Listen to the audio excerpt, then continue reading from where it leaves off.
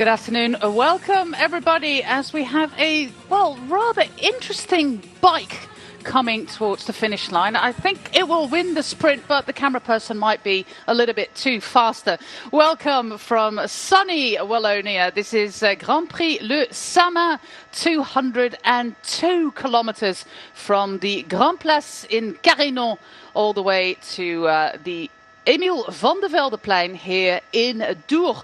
We got some, well, plainly horrible-looking cobbles for you in store as we look at the palmares of recent years. Milan Menten last year, Matteo Trentin, Merlier, Hugo Hofstetter, Seneschal Terpstra, Van Kersbulk, Boekmans, Van Tomme. If we go back a little bit longer in history, last year our podium was Milan Menten ahead of Hugo Hofstetter and Edward Teuns. So those are the riders we're looking out for. It looks like he is going to make it. I hope there is a little bit of an e-bike construction here, because this looks like some proper hard work there, towing that red card across at the finish line. And mind you, there is a little bit of a drag uphill to the finish line. This is the opening race of the Lotto Cycling Cup this year. And this is our course. We make a big loop before we end up onto the local circuit. The riders enter the local circuit at 99 kilometers, just after the finish line. So we're almost doing 4 laps, but we're doing 3 complete laps. And yeah, about 3/4 of that 4th lap. We have horrible cobbles. We've got uphill cobbles. We have got puddles. Puddles on cobbles, so a lot of fun for you to look forward to. This is the Tartaletto Isorex team with Timothy Dupont. Won a few stages already this year.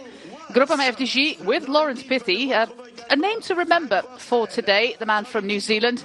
We have Team Total Energie on the podium. Of course, my man Rasmus Tiller. It is going to happen this year, Rasmus. You will win a bike race when I call one. We have Arkea B&B as one of our World Tour teams with Amaury Capiot, amongst others, Luca Mozzato. John Degenkolb representing Desinfirmenich PostNL. This is Hugo Hofstetter. He was second 2 years in a row. He was 5th in 2021, so who knows that this will be his year. We have the Intermarché Wanty team with Laurens Rex, who was in the top 10 on Saturday. But this is the man that we are looking out for. Arnaud Delis. It didn't really materialize in the Omloop het Nieuwsblad on Saturday. He was, of course, in that decisive group of 6. That didn't prove to be decisive because everything, or well, not everything, but it came back together. A 10th place for Arnaud Delis was not enough, but they've been working on a lot of things in his performance to make sure that this year there's more big wins for the man from Wallonia. A little bit long way from home. He comes from Les Chérets in the province of Luxembourg. We're racing in the province of Henegouwen, Hof-Hainaut, which is more towards the Dutch-speaking part of the country. But of course, he's a man from Wallonia. He is the big favourite. And let's see if Arnaud Delis can win his first race of the season today.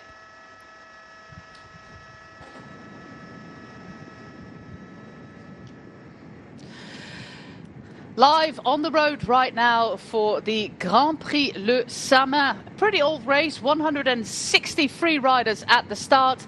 And this is our breakaway, representing Equipo Kernpharma in the dark green. Miguel Angel Fernandez for the Tour de Titema Unibet team. With 1:14 is Martijn Budding.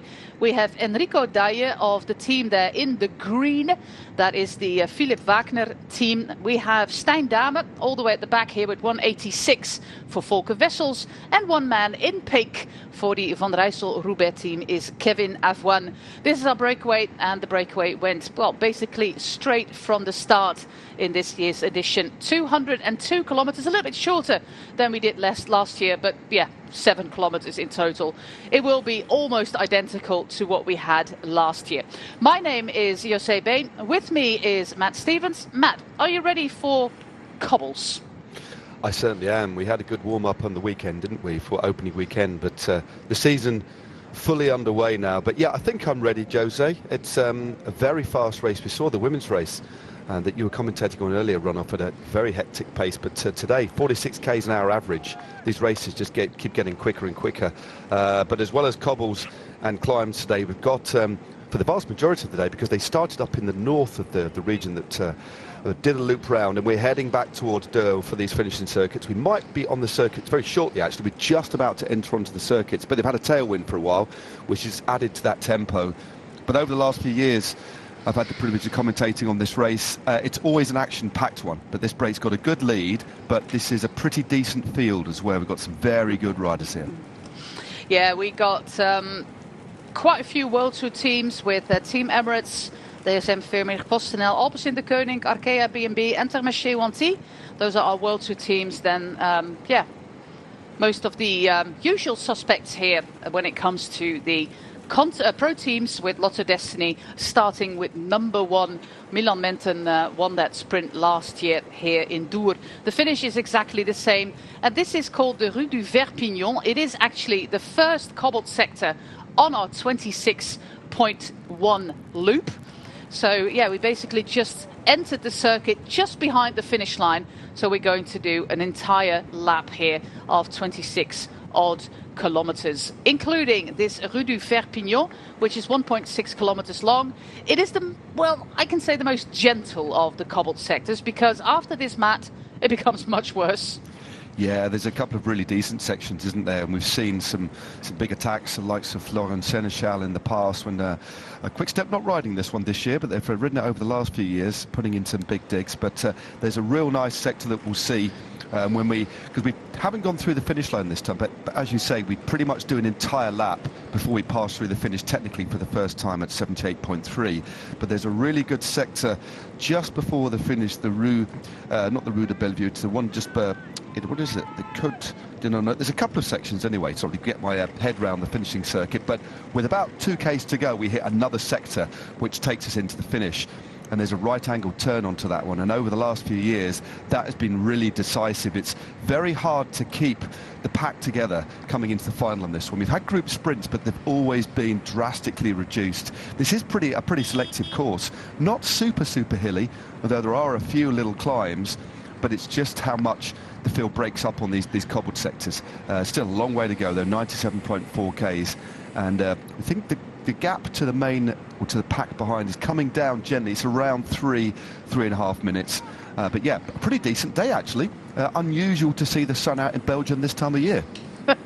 Yeah, but we still have the witnesses of a very, very wet autumn and winter season here in Belgium. There's even been flood warnings in this part of the world, because the water level's been so high that all the natural water reserves, they were just overflowing. They had absolutely zero capacity left. Yeah, and then the water just comes over the roads. But today, a sunny day. There's a little bit of wind, but not too much. And it's also, yeah, not too cold. I think it's about 10 degrees in the sunshine. It looks like it. Yeah, similar weather to what we had on the weekend. Although we saw a lot of riders in both races, in both Kuurne on Sunday and Omloop, with full knee and leg warmers right at the very start. But then it warmed up a little bit later. Yeah, similar temperatures today. I think this morning we started out at around 7 degrees, and it's just into double digits. So chilly but fresh. But that little bit of heat that you get from the sun, always very welcome. But this group riding really well together. Actually, one of the riders in the breakaway from the TDT Unibet cycling team, I'm going to give a bit of a shout out to a rider who's riding for the Unibet cycling team. He rode for St. Piran last year. Zeb Kiffin is making his debut at the pro team level in this race, and he also used to work at Sigma Sports, the bike shop in London, who I do a lot of work for and who I raced for in the past. So an ex-Sigma Sport employee is making his debut at Pro Tour level in this very race, which is exciting. And they've got a good team as well, and great to see TDT Unibet stepping up to Pro Team Level 2. Yeah, we might remember Sepp from his Tour of Norway last year, where he was on the attack and, well, actually not that far from making it all the way to the finish line. A really strong rider. Who knows, we'll see him a little bit later. We do know that the Unibet riders are always in for a little bit of fun in the races.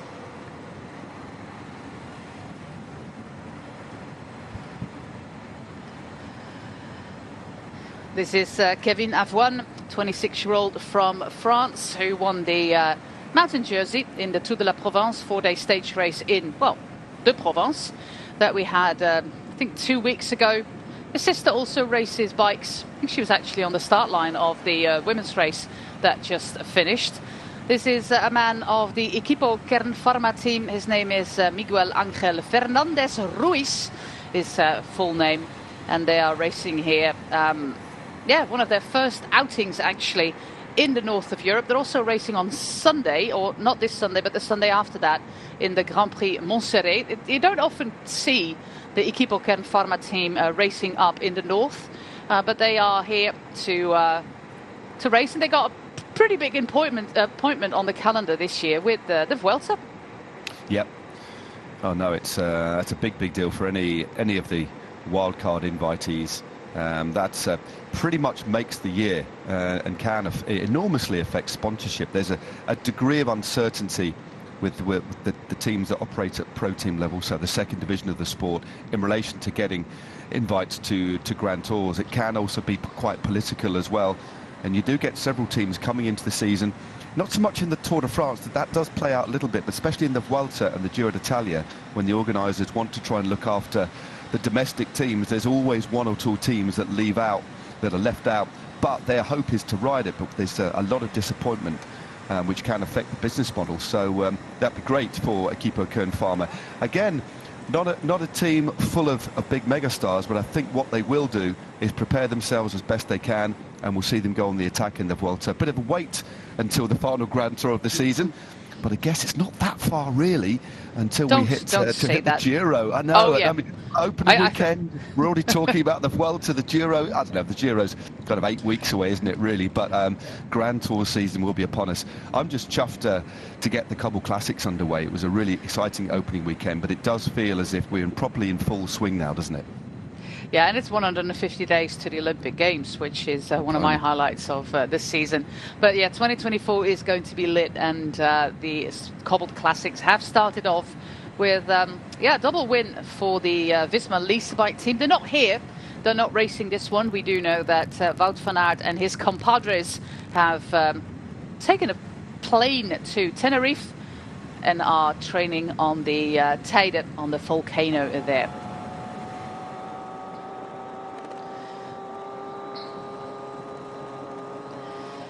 Here we have our first images of the peloton with the UnoX mobility riders at the front.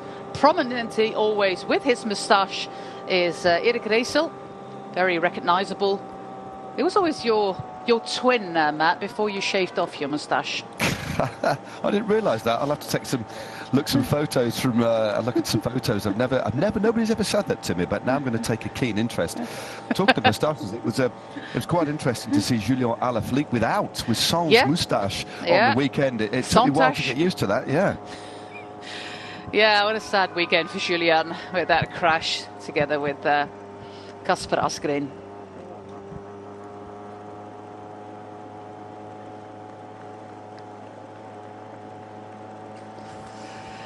Look at the peloton right now here in Grand Prix Le Samyn. It looks awfully relaxed at the moment. Nobody is in any state of panic. A few teams at the front. We have the Intermarché Wanty team. We also have Arkea B&B at the front. And this team, UnoX Mobility. This is Louis Bendixen, who probably needs a little bit of assistance. They're also racing here with Rasmus Tiller, with Tord Gudmestad, William Levy, Søren Warenskjold, already successful in Saudi Tour this year, Rasmus Wallin, and the man with moustache we can find at the front of the bunch right now, and that is Erik Reisel doing his job there in the middle. Also Team Emirates with a mix of their development squad and their World Tour team with Alvaro Hodge as quite possibly their fast man to the line. We're now on to the next stretch of cobble. It's a double header. It's called the Côte de la Roquette, which is just a short one. It's about 3% average climb, and then straight onto the Côte du Vieillery, which is also a pretty short one. But that is in a bit of a state, as you will see, once the riders have crossed have turned the corner, and this person has crossed the road as well, taking all the time in the world to do that. Yeah, it's always a little bit unnerving, isn't it, when some of the members of the public are just taking their time, crossing the road at a rather pedestrian pace. But yeah, this climb isn't too steep, but it's just the accumulation of the amounts of cobbles in this race always makes it hard. It's describing, if you've never ridden on cobbles, and I know that you've ridden on cobbles on numerous occasions, Jose. But, numerous. Well, yeah, but it's very strange because most of these cobbled sectors are completely on the flat, but there's just this strange added resistance, and it's very difficult to describe. There's some riders can ride the cobbles really well. There's a real distinct technique. It's a rider at the back there just didn't quite get that corner right. I've won from Van Riesel at Roubaix, just picking his own lines. As you can see, this road quite broken, multiple different types of patchwork road surface there.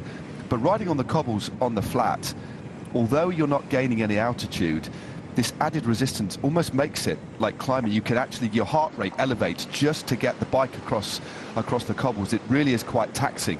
So sometimes it doesn't look like it is, but I can tell you what, as soon as you hit the pave, especially on wet corners, or the wet corners are a little bit more technical, but look, just see the way that the rider there's holding his body. Quite nervous, that Stein Damon on the back for Volkervessels. Oh, this is horrendous, isn't it? You've commentated on this earlier, but this is absolutely awful, isn't it?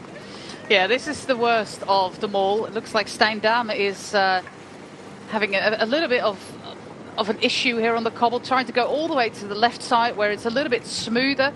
I've always been taught that you have to ride on the ridge of the cobbles, but yeah, you can't always choose, especially when you're riding in a peloton.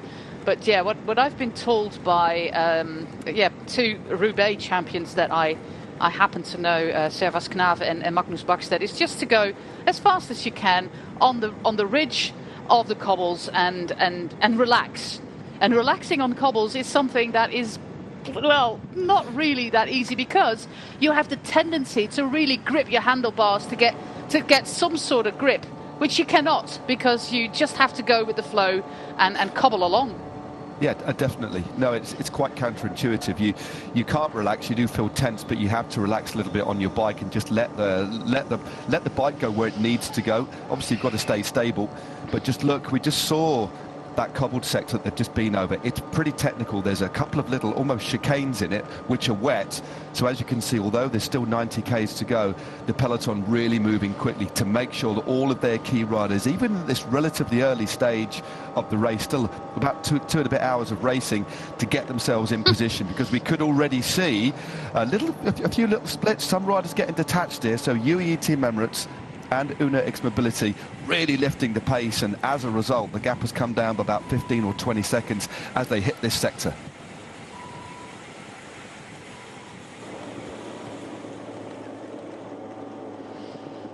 Also chapeau to the camera people today, who have a pretty rough day at work as well.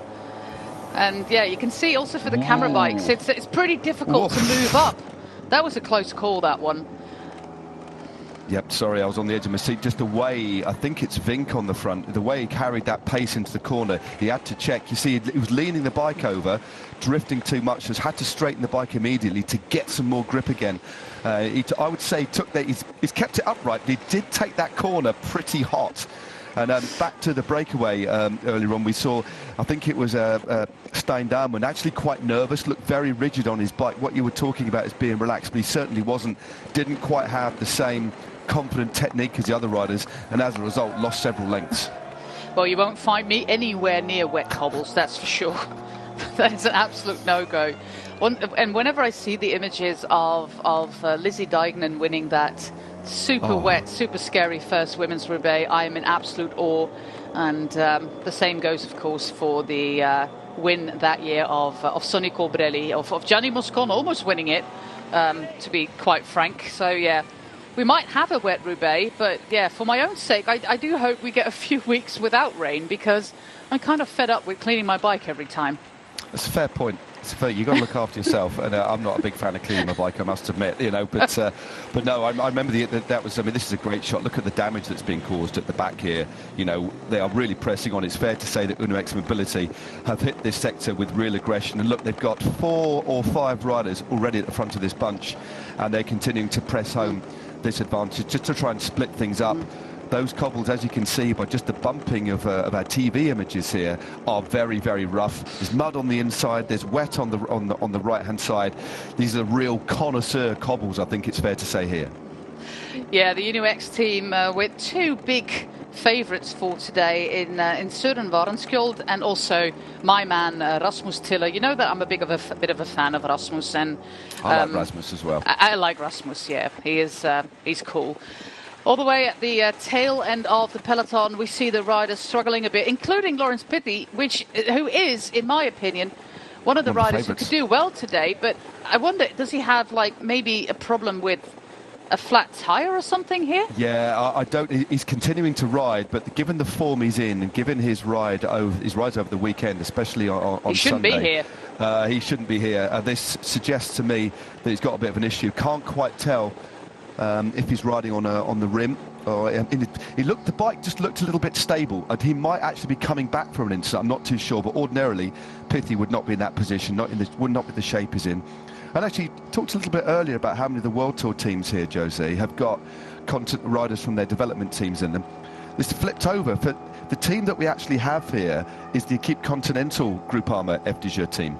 Yep. But they've actually got Matt Walls and Laurens Pithy have actually dropped down into that team. So we get more and more instances of World Tour teams, of the Continental team riding certain events, but the World Tour riders dropping into that team so they can keep racing. It's really interesting. And the Pithy and Matt Walls, two exceptionally classy riders, but Pithy definitely got some issues here. Yeah, we also got Noah Hobbs there on the team, the British rider. I do think Henry is actually his brother, and Henry had a stellar ride on the Elite Championships on the track in the pursuit. I do think they're actually brothers, but I'm not 100% sure. But yeah, the fact that Laurens is holding a bottle here makes me think that he just returns from the car, maybe had a bike change there. He also doesn't have a number plate on his bike, so this is most definitely a spare bike that he's riding on. Yeah, but just look as well at the several groups now. The shape at the front of the peloton that we saw a few moments ago, that was flat, so they're not going to keep pressing on. They just wanted to make sure they were in position. But look how much the peloton actually broke up. Another group just about to make contact again with the back of the peloton, and then just in front of that, so there were three distinct groups on the road here. Well, four if you count the breakaway, of course, at 3:48 in front. But this is what can happen if you really start to press on. But yeah, they've eased off on the front. That hazard is behind them now. But this is going to be the pattern. Every single time we hit one of these difficult cobbled sectors, the pace is going to be high, and the bunch, slowly but surely, especially into the last two laps on this finishing circuit, will get smaller and smaller as we see Alpecin de Koning now take things up at the front.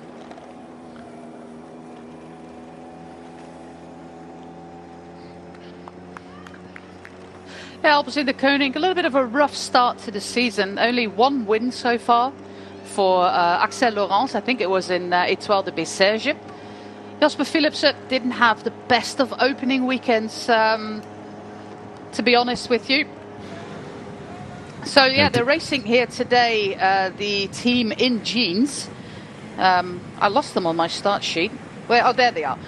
With also a mix of their development squad and the World Tour team, with Siber Roesum's Timo Kielich, who's got a good shot at the finish, Senne Leijsen, Edward Plankaart, Jensen Plaurat, the New Zealander, Jonas Rickaert and Stan van Tricht. That is the team of Alpecin de Koning today, led by recently retired professional Jens Keukelaere. Yeah, I didn't actually realise Jens Keukelaere was a DS there. Good to see. Lots of experience on the cobbles, of course, as we go on there, the Côte de Nonette. I mean, just look at the speed they're riding this. They're probably doing sort of 35, 38k an hour uphill on cobbles. I mean, they're putting out a lot of power here. You just get this real sense of speed there as they get back onto the asphalt again, back onto the tarmac. God, it's so nice when you've been on a cobbled sector to hit the tarmac again, especially at speed. Your body can relax a little bit. It really is. It's almost like riding on silk afterwards. It's such a relief. Then you hit the cobbles again with the jarring effect. It's something unique. And that's what Belgium offers up. And it's, as I was saying over the weekend, it's where you really learn to handle a bike. If you can handle a bike well on over wet technical cobbles, it's going to help you in other parts of your game as well.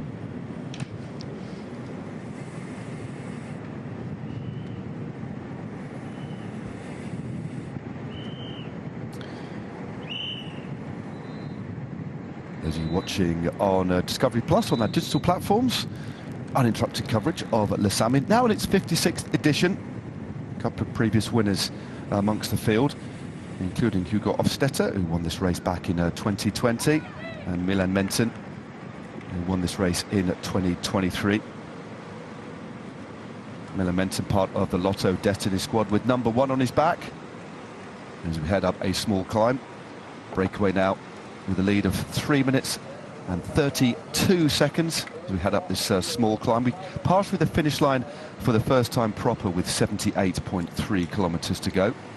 And the name of the cobbled sector that comes just before the finish was indeed, or will be indeed, the Rue de Bellevue, and an opportunity to split things up. It comes at about 2k to go. We've got a crash at the back of the peloton. Well, rider's gone straight over the bars there. Well, glasses off. Let's hope he's okay. He's looking at, let's have a look at what happened here. What a strange crash. I do not know what happened there. Slammed on his brakes, managed to overlap the back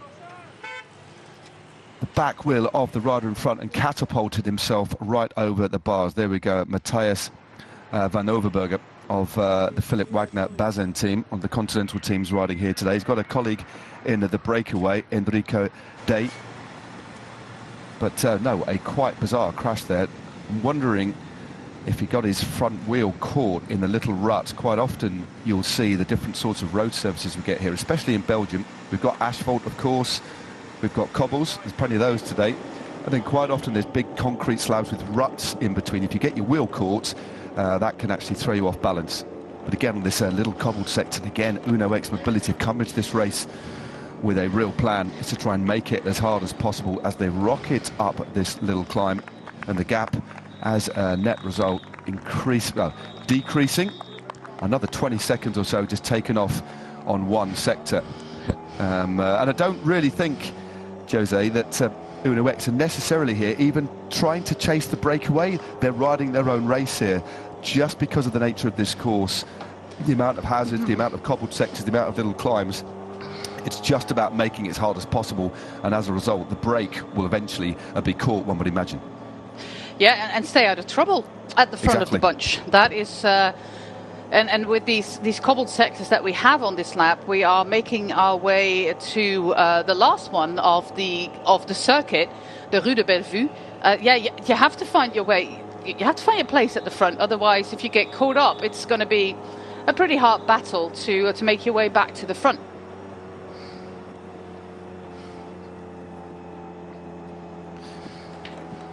Yeah, there's not much of an opportunity.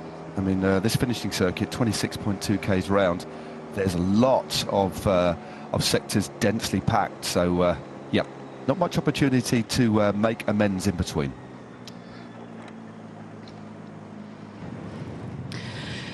The Grand Prix Samyn edition 56, a race that was first held in 1968 by the name of Grand Prix Fait-le-Franc, as we have a little bit of an attack from the front of the bunch with Metek Solarvat with the bright yellow helmets there, and one of the riders of the Unibet TDT team, riders that we will see quite often on the attack in all the races they have got an invitation for. Many of the Flanders Classics races, sadly not for them, but they did get an invitation for the Amstel Gold race, the World Tour race that we have in this country. This is with number 113, Jelle Johanning. Yeah, who else? I'll explain you a little bit later. And his compatriot from the Netherlands, Tim Marsman. Jelle Johanning is, he's a little bit of a force of nature, Matt. He is, he comes from a farm, actually, a farming background. And this is just raw power. This is the only mode that he has, just raw power. This is what he did in Antalya, for example, and this is what he's going to do today. He is a rider that was scouted by the Unibet TDT team, and I think we will see some wonderful things by him. This might seem a little bit boisterous to go on the attack now with 82.4 kilometers to go, but hey, why not? We've seen in the past that decisions were made quite early in this race before, so why not try it? Oh, definitely. And for a lot of the continental teams and some of the pro teams, what they can't do necessarily, apart from getting in breakaways, is actually shape the race too much. So what they have but that gives you a different sort of set of opportunities. It means that you can go on the offensive, ride a little bit more on instinct, react to the way you're feeling. And sometimes if you're feeling good, even if there is two hours of racing to go, somebody goes, you're feeling good, you get yourself on the wheel, then the race completely changes for you. But some of the other, like the World Tour teams, will go into this race with a bit more of a plan. A bit more of a structured plan. Within that, there's of course a lot of lateral play because of all the different impact factors that you get in a bike race. But riders who like racing on field particularly, and given that little bit of freedom, why not go for it? I mean, the gap is coming down significantly to 2:26. I don't think there's any real problem with him riding. Remember, he has got Martin Budding in the breakaway too. But why not get out there, give it a bit of a go?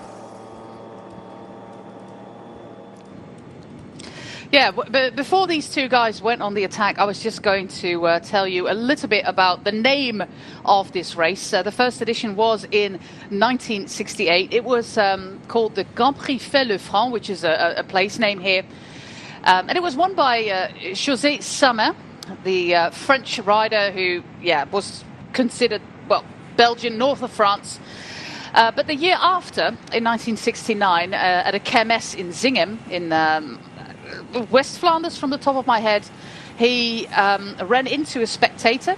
There was a really, really nasty crash by José Samyn in 1969. He was in a coma for 5 days and sadly died after that. So after that first edition of the Grand Prix Fait-le-Franc in 1969, they renamed it the Grand Prix Samyn in 1969 in honor of its first winner. Looking at some early winners, Herman van Springel is a name, of course, that you might remember. Claude Criquelion, talking about cobbles, Claude Criquelion. Hendrik Redant won it a couple of times. Johan Capiotz 3 times. Hans de Meester, his son Luca, is actually racing today. Our colleague Magnus Bäckstedt won this race in 2002. Robbie McEwen, another colleague. Wouter Weiland, Jens Keukelaere, Philippe Gilbert, another colleague. Nicky Terpstra a few times, where we saw the list from the last 10 years. So that is the kind of rider that we can expect in a race like this. The Flandrian cobble eater type of rider. You don't see a climber win this bike race. Not really. This is that sector we're talking about. This is the sector, the final cobbled sector before we head into the finish. And as you can see, it has the potential and has in the past been the place where we've had a final selection made. And so that particular stretch definitely has the potential to be decisive today. They hit it with a lot of pace, gap continuing to come down, and they've only got now about 1.5 km before we actually go through the finish line proper for the first time. Then they will commence 3 full circuits of this 26.2 k laps. So, that is the Rue de Bellevue. It certainly wasn't much of a Bellevue. It was a horrible view. It should be called the Rue de Malview, really. But there we go. This is the group in between. And they've opened up a little bit of a lead now. And as you say, number 113 that he was talking about, it looks very good on the bike. You could get the sense that he's a powerful rider. And right now, he's looking pretty decent. Yeah, he only started racing when he was 15 years of age. He is a farmer's son, and up until last year, woke up early each and every morning to go and milk the cows. He's from a place called Denenkamp, which is in the east of the country, and it's actually the same town as Henny Kuiper comes from, the iconic Paris-Roubaix winner. For those of you who are a little bit older, you might remember the images of Henny Kuiper on the side of the road with the mechanical in the final of Paris-Roubaix, being in a complete state of panic, and did win the race in the end. And what my friend says about Jelle, because I asked some information about him, he loves bad weather and he loves bad roads. Well, here you got it. Well, we don't have bad weather, but we most certainly do have bad roads for him. Yep, this particular section here, it's nice to be able to hit it. Well, because of what we saw, just going back to why this breakaway formed, if there's an opportunity to get in front of the race and you've got somebody to ride with, why not do it? We've seen how hard the Uno X Mobility had been riding, and you just never know. We've actually seen over the last few years this race split. We've seen it split on this particular sector, and 20, 30 riders have just gone to the finish, and that's it. It can be quite decisive. So why not put yourself in a position where you might end up being at the front of the race for a little bit longer? But you can see riders struggling to fight for the line. When you're at the back and you don't get quite as much clear sight of what's in front of you, it can be pretty chaotic. It really can. Not the place to be as we look at Viggo Moore, the rider just at the back, last man in the peloton for Israel Premier Tech. They're also racing under the moniker of their development team, their academy team. Yes. But they ask a few of their pro riders, like Hugo Hofstetter, Tom van Asbroek, to join them. We also have Kian Watts there, the New Zealand rider who won a fantastic race in New Zealand earlier this year. So a pretty decent squad there. Lots of Destiny, they're racing with number 1. And racing today with number 7 is Joshua Giddings. And Joshua, he raced on Sunday in the race called Brussel Opwijk, which is the opener for the under-23 riders and elite without contract riders, so not pro riders in Belgium. And it was basically straight from the start that they went full gas with the entire team, and in the end Joshua Giddings won the race in Brussel Opwijk. So a good weekend for him already, and today he gets an outing with the pro team, because normally Joshua is part of the development squad of the Lotto Destiny team. So a great day, and for young riders like Joshua Giddings, for example, what is the kind of thing that they can learn from being with the pro team on days like this? What are the kind of lessons that they have? It's immense. I mean, firstly, I did actually, again, because I'm slightly older, I did actually race with his dad, Jeff Giddings. And they come from the part of the world that I now live in the Midlands, in Derbyshire. So great to see him getting a ride with the big team, with the Lotto Destiny team, riding alongside Milan Menton, last year's winner, Arnaud Delis. In terms of experience, it's going to be so beneficial for him. And I'd imagine that the reason he's got this place is because of that win at the weekend, just showing he's got good legs. It's a good opportunity. I mean, it's just learning from, firstly, stepping up and riding it essentially in a race containing multiple World Tour teams. It's just learning how to move around the peloton is one of the biggest things first. There's another different differential in terms of speed. The class of riders that you have around you, you can learn pretty quickly. You really do understand where you sit in the grand scheme of things, in the grand hierarchy of bike racing, and you know how far you've got to go. And also, you can learn from the experience of your director sportifs, the instructions that are given to the team. I've no doubt, because they've got such a clear, distinct set of leaders in this squad, that Josh Giddings will have a real role. And when you look at who's going to be dishing out the instructions, it's none other than Dirk de Mol, a winner of Paris-Roubaix back in the 1980s, a rider of a DS of vast experience. So it's that experience that's going to be passed down. And although Arnaud Delis is still only a young man, look at what he's won over the last couple of years, and look at his presence on the world stage, and all that will feed into Joshua's experience today. So it's going to be a wonderful day, and he will learn in almost an immeasurable amount, just an amount in just one race.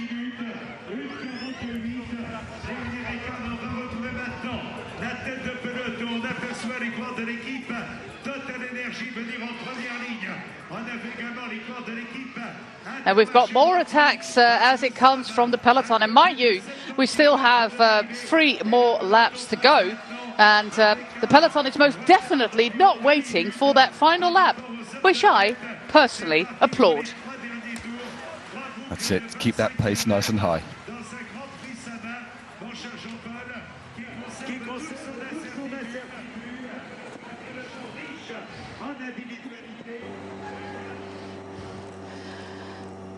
Jelle Johannek is doing most of the work there in that breakaway. Tim Marsman, the younger of the two, is thinking, okay, I'll just get myself a good ride here with this locomotive, this absolute powerhouse of a rider.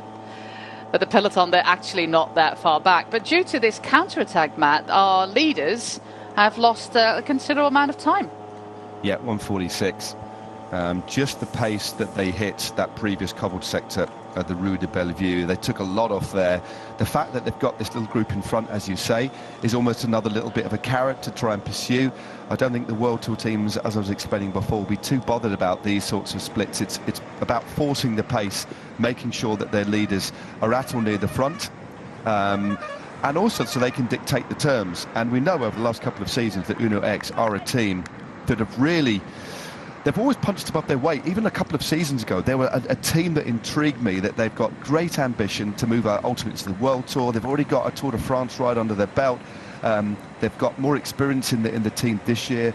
They've been quite active in the off-season recruiting new riders, and a race like this they should have for breakfast. They really should. and already they're imposing themselves. And as you said, they've got the likes of Rasmus Tiller and Søren Werenskjold, who I'd imagine would be their leaders, but they would just want to make this selective as possible. And when you're riding at the front, you make it safer for your team too. You know, you don't have to be worried about being in the melee just behind. So there's a real, although there's an energy expenditure about riding hard so relatively early, it also takes the pressure off a lot behind, because you can make sure your rider's in a good position. You're never on the back foot. Unless you have a mechanical, you're never chasing. You're never quite as stressed out. Sometimes it can look a little bit counterintuitive, as one of our riders just went the wrong way around that one. Maybe second thoughts there for Martin Budding, but thankfully he's dropped back into the wheels. But no, they're an impressive team, and just that pace that they're setting on the front, without really even thinking about it, they are causing some big, a big differential in the speed, which of course is eating away at the gap to our riders in front.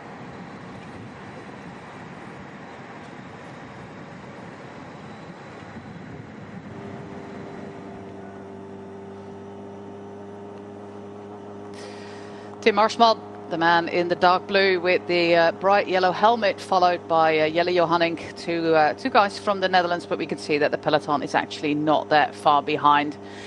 Everything is within the 2-minute mark. The attack from the bunch was neutralized, but judging from the shape of it, there's absolutely more coming from the peloton. It's not a day, I expect, where it's going to be easy cruising towards that final lap, catch the breakaway at 10k to go, and then go for a sprint. This is going to be rather spectacular.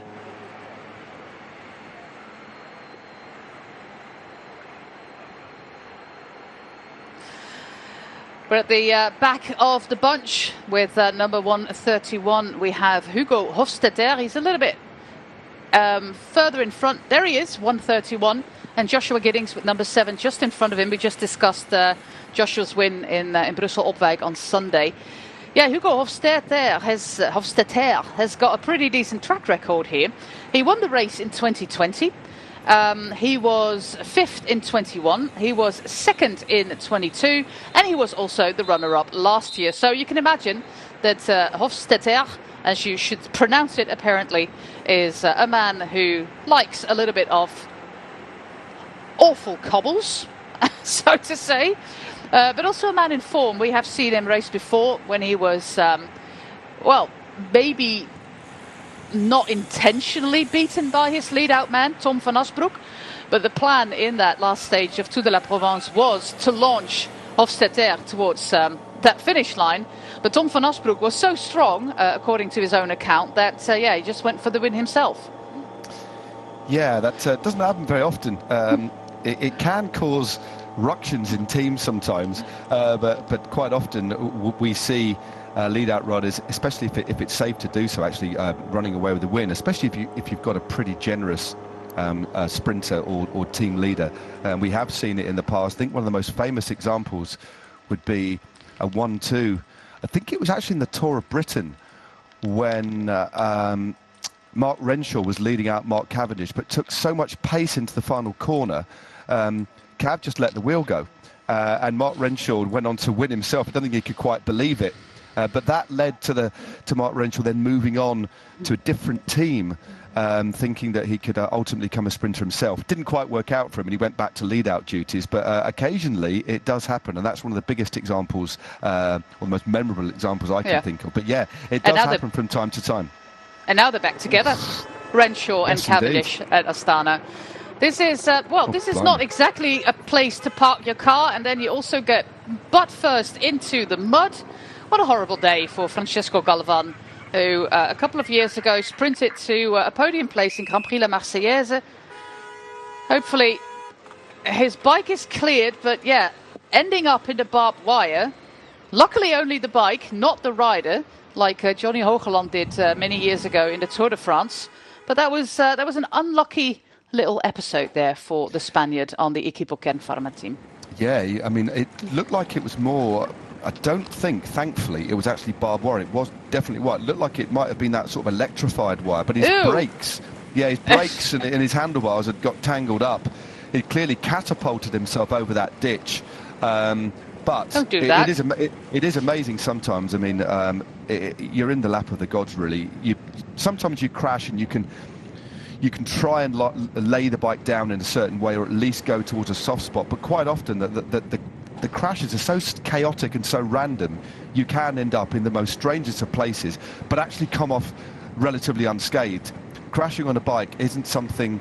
Is such a Well, it's such a strange thing, and I've had lots of crashes over the years, and some of the most seemingly insignificant crashes are the ones that I've got the biggest injuries, and some really spectacular crashes I've walked away from. So, but that was a particularly spectacular one. But thankfully, he's up and running.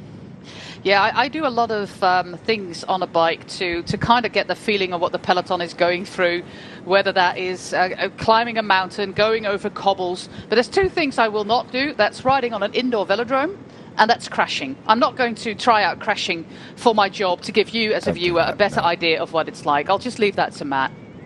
Matt, you do the crashing, I do the talking. No, I don't do so much crashing anymore, but thankfully, because my racing days are long behind me. But no, you can just see the riders just picking just a smooth line on the inside there. Those cobbles weren't actually too bad. They were relatively smooth, but even smoother was the concrete guttering on either side of the road, and commonly we see riders opting for that option. The only negative to riding on those sections is you really have to keep an eye. You have to keep the bike super straight, and occasionally that little drain section, though not put it on this section here, but when they're over to the right hand side, is right next to the gutter, and you've got to be careful that you don't clip the gutter with your pedal, and that can often take you off, and you see riders making that mistake every now and again. So although it's a lot smoother, you're spending less energy moving at the same speed. You're obviously moving a lot more efficiently than riders having to plough across the cobbles. You've got to be very, very mindful of making sure you keep the bike in a straight line and it doesn't drift over to the left or to the right, so you clip your pedals on that curb. A little chasing duo of Johanink and Marsman are 56 seconds behind our leading 5. And then the peloton also not that far back with Team Emirates and UnoX Mobility nicely positioned at the front. Indeed, the man from New Zealand, Michael Fink, is one of the riders at the front. The man who started his career really, really late, and then, proved to be a very valuable member of Team Emirates and got himself a new contract for this year as well. Shows that you never lose hope. There's still always the opportunity to end up at one of the bigger teams in the world, to do a job like Vink is doing here.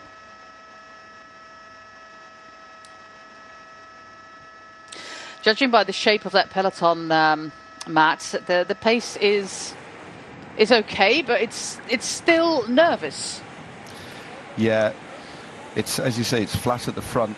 The wind's not having too much of or playing too much of a part at this particular section. As you can see, it's relatively sheltered.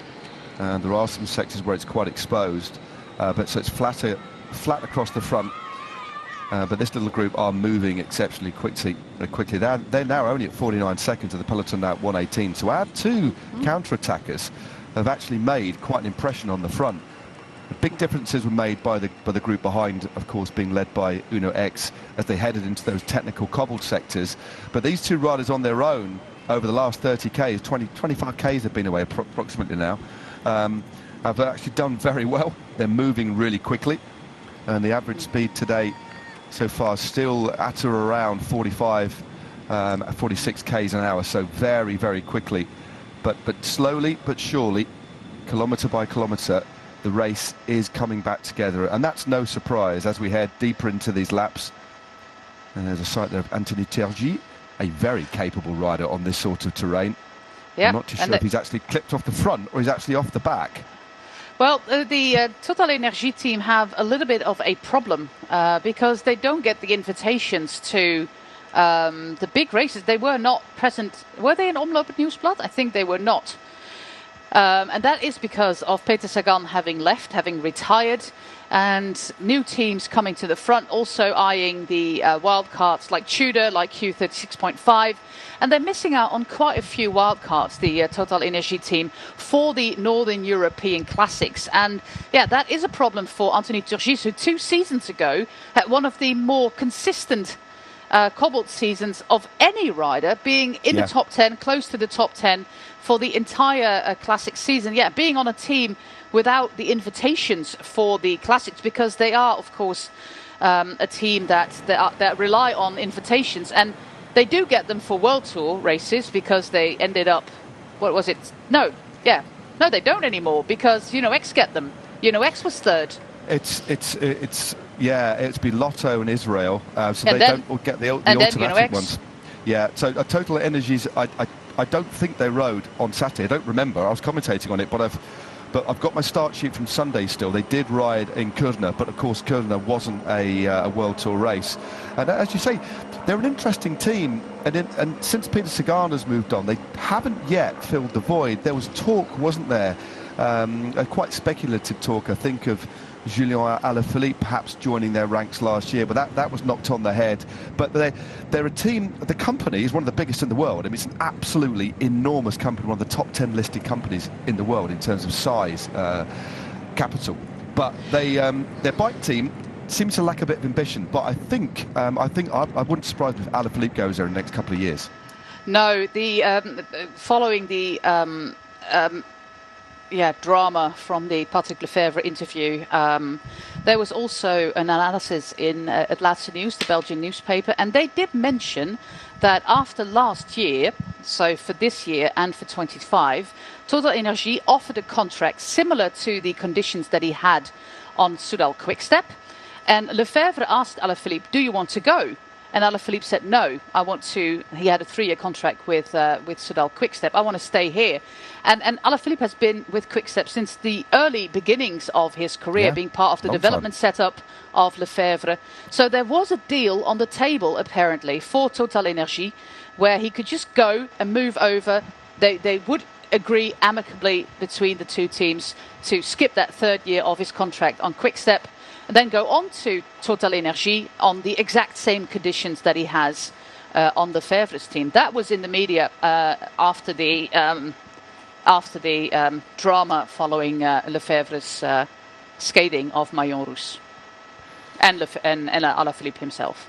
Yeah, it's an interesting one, but just back to Total Energies himself. That they don't have a talismanic rider. What they don't have for a team of with such a big sponsor, which have potentially a lot of money at their disposal, they don't have a talismanic rider. And out of all of the big teams, all of us can name a lot of riders, but let's be fair, out of Total Energies, apart from Tergy and 1 or 2 others, it's really hard to actually pick out any standout riders. They've got a solid group of riders, but as you say, they're a pro team, the 2nd division, that aren't quite doing what you'd expect for a team like that. But we shall watch and wait. Let's see what happens at the end of this season, and see what sort of season Julien Alaphilippe has. There were good signs yesterday over the weekend. Didn't quite pan out the way he wanted, especially not on Saturday. That was a torrid affair, the amount of bike changes and crashes he had. But he looked a little bit better on Sunday.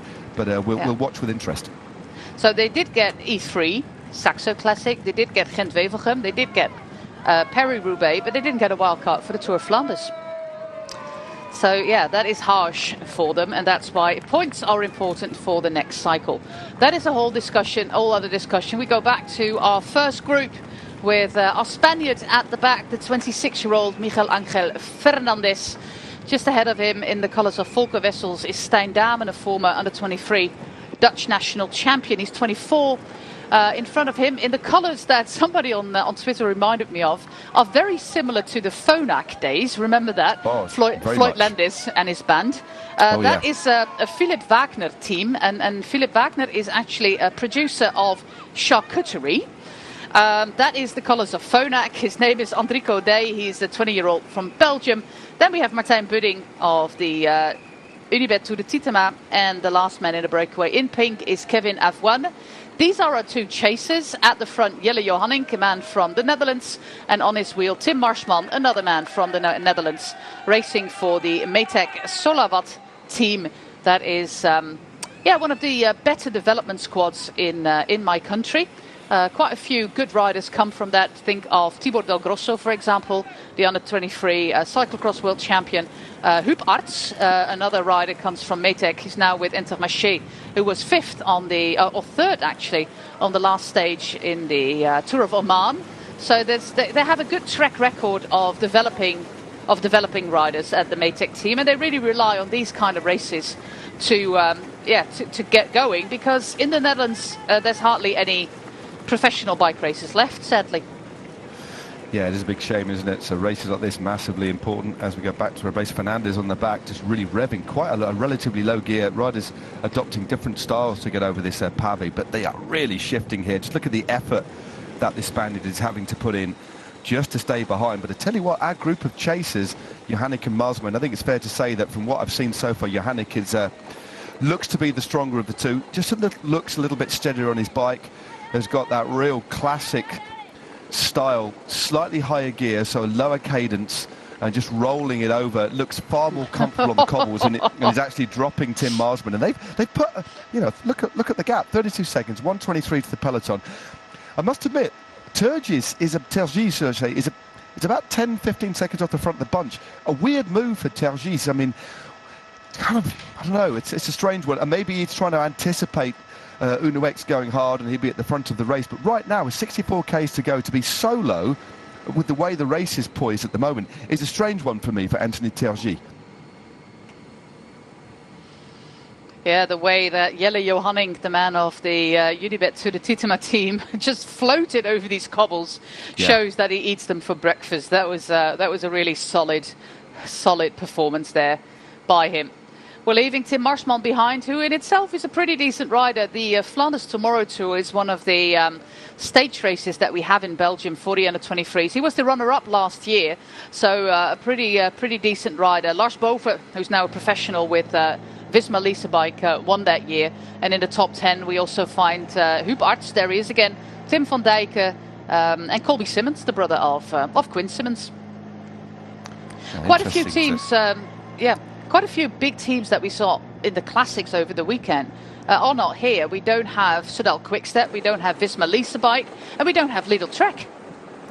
No,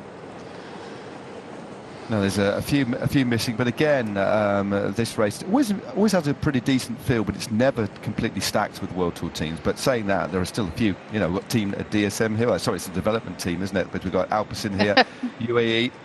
Arkea, we'll see what they've got. They've got a couple of good riders here, the men in red, Arkea B&B. Watch out for Luca Mazzato, who's been good this year, and Amri Capio, very fast finisher indeed. But this is the back of the group. There's a few riders. Was that Sergi at the start of the road? I hope it was not. That would be sad. It would be sad. From front to back, and it is still the men in red, isn't it? Uno X Mobility driving hard. Yeah, maybe Will Smith can record a new one. Here come the men in red instead of the men in black.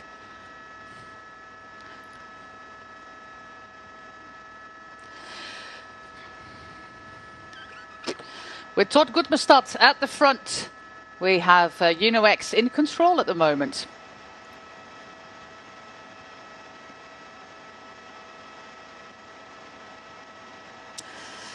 "63 kilometers to go," meaning that we are on our way to our next cobbled sector, and that is the Côte des Nonnettes and Côte du Calvaire duo.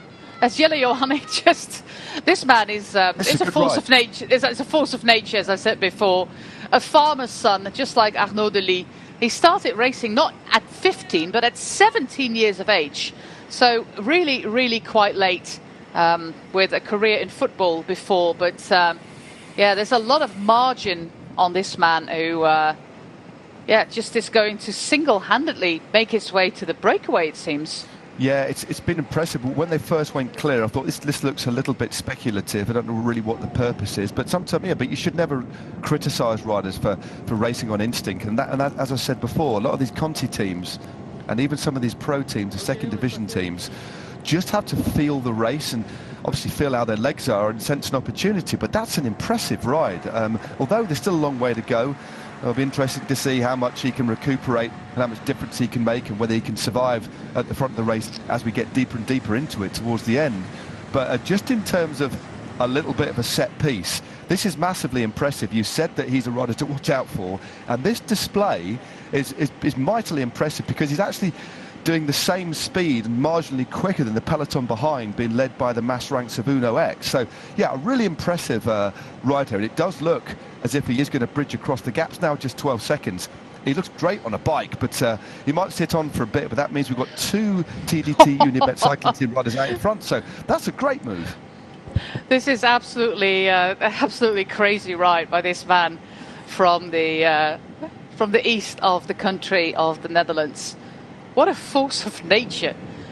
Well, there is a little bit of trouble in our breakaway as well, as Kevin Avoine goes on a little bit of a bender there together with Martijn Budding. Here are our chasers, where the Turgis has joined Tim Marshmont, but as you can see, well, the peloton is just a minute behind that as well. It's all so awfully close, and remind you, we still have 1.5 hours of racing to go.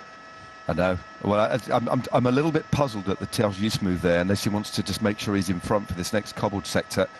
He's clearly got good legs, but to go on his own, a rider of that class, to go at this point in the race when there's a chase on behind, does puzzle me. Although we've got the wind coming from the right-hand side, there's a rider suffering in the crosswinds here. Perhaps it was a move to put himself in a good position, thinking that the race would split behind. Because look, this is looks like group number 3 or 4, the peloton way in front, and this is going to be the pattern as we move deeper into the race now. More and more riders dropped, and a smaller and smaller peloton as we head into the final laps.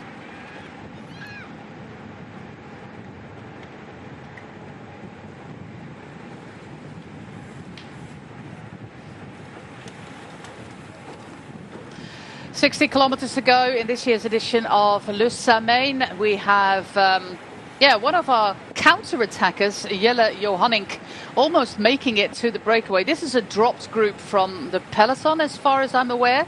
And that means that with 1.5 hours of racing left, it's already all over the place, with Uno X really putting the hammer down. The gap to our breakaway is approaching the minute mark as we speak, and the entire Uno X team are doing so much work there at the front of the bunch. Here is the moment that we see that the man with number 113, Jelle Johannink, is joining our lead group. So single-handedly, he made his way to the peloton, to the lead group of 5, and still has got some power left. And look at the way that this man navigates the cobbles. Yeah, straight through. He's just got that. He's a little bit fresher.